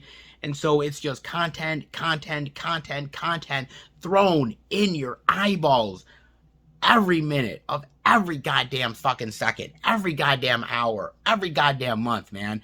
And unfortunately, the reality is you can't watch all of it. And the reality is not all of it is worth it. So it really is a case by case basis. And just remember that when you click unsubscribe, it affects a lot of things. Not only does it affect Netflix's bottom line, but it also affects the employees as well. I'm not saying that you shouldn't get rid of Netflix. If you don't like it, you have every right to get rid of it. That is your due diligence. Your right. But there's a lot of things that are affected by it, not just your own wallet. So Netflix has to step their game up. But you also have to end up making sure that you're making the right decisions at the same time. Look, entertainment is costly. And things are going up in price. They ain't going down, okay? And so at the end of the day, you have to make sure that A, you're getting your money's worth, and that the content is worth it, and you feel confident enough that these streaming services can sustain themselves in order to continue giving you the content that you deserve and you like. And if they don't, then, well, they're okay with that as long as they screw over other employees. I'm just saying, man, it's the way of the world, and it's cause and effect, right? They don't make the content you like, they get rid of things, you unsubscribe. You unsubscribe, well, the stock market stuff gets affected, and then they lose money, and then when they lose money, then that means that they gotta cut corners, and cut corners means that they gotta cut employees, and hardworking people lose their jobs. It's all connected, man. And at the end of the day, we have to be the heroes. We have to be the saviors, because you have to remember something, guys. We were the ones that propped these streaming services up. We were the ones that did it, right? Obviously, we wanted more content. Obviously, we want to stay home more. Well, these streaming services offered us a service that we couldn't pass up. And the pandemic that ended up leaving a lot of us at home and nothing to do outside, no movie theaters open. And so we gave these streaming services an opening. We gave them the ability to be as big as they are. And now, because we're starting to make decisions that they don't like, and because they're losing money, basically other people are getting hurt because of it. It's weird to say, man. It really honestly is. And at the end of the day, is it right? Is it wrong? Does it even matter? Let me know, guys. I hate to see anybody lose their job, because we live in a world where everybody needs a job. Everybody needs money in their pocket, and you need to survive. But it just sucks, the fact that the decisions that you make ends up costing somebody their job at the end of the day. That just really sucks, because unfortunately you can't have it both ways, and I only wish that we could. Definitely let me know what you think about that, guys. It's very fascinating, very interesting, very sad, but 'tis the way of the world. Definitely let me know what you guys think about that. But I hope you enjoyed the video. If you did, definitely give it the thumbs up. If you're new to the channel, welcome. Check out the other Blu-ray and DVD out and about videos, all the past content, new videos as well, movie hunting, live streams, Blu-ray pickup videos, you name it, all that good jazz as well. You know all the good stuff, baby. And new stuff that is coming down the line as well. If you like how we talk about movies and physical media, hit subscribe and become part of the Film Fan Nation. I want to thank my really great subscribers out there. You guys are amazing and awesome. You give me the love and support and the appreciation, and hopefully I do the same for you as well. So thank you so much for giving me great comments and feedback. It's truly, truly much appreciated, man. Thank you from the bottom of my heart. Truly, man. You give me the love, and hopefully I show the love right back to you guys. Hopefully I do. Keep up to date with everything I'm doing through Instagram, Twitter, and Facebook. FilmFan108. Keep up to date with everything I'm doing, plus special pictures and videos I do from time to time on social media as well. And if you want to send the channel any movie-related goodness, you can. The P.O. box is in the description below. It is not expected, but it's definitely appreciated. And a lot of you have said, hey, man, we want to send you some stuff. We want to send you some goodies. Where can we send them? The P.O. box is the place to be, man. I have gotten some amazing stuff from you guys in the recent months, and I cannot wait to see where the P.O. box adventures take me next. I cannot wait. It'll be pretty damn cool. At least I'm hoping, guys. But if you're interested, definitely send some goodies to the P.O. box. And I guess that'll do it for the video this week, won't it, man? Some really great physical media, some really great stuff to talk about, and more ahead in the coming weeks, guys. I can't wait to dive into more Out and About love, so I will see you next week for more Out and About goodness. Take care, everybody, and remember, happy hunting.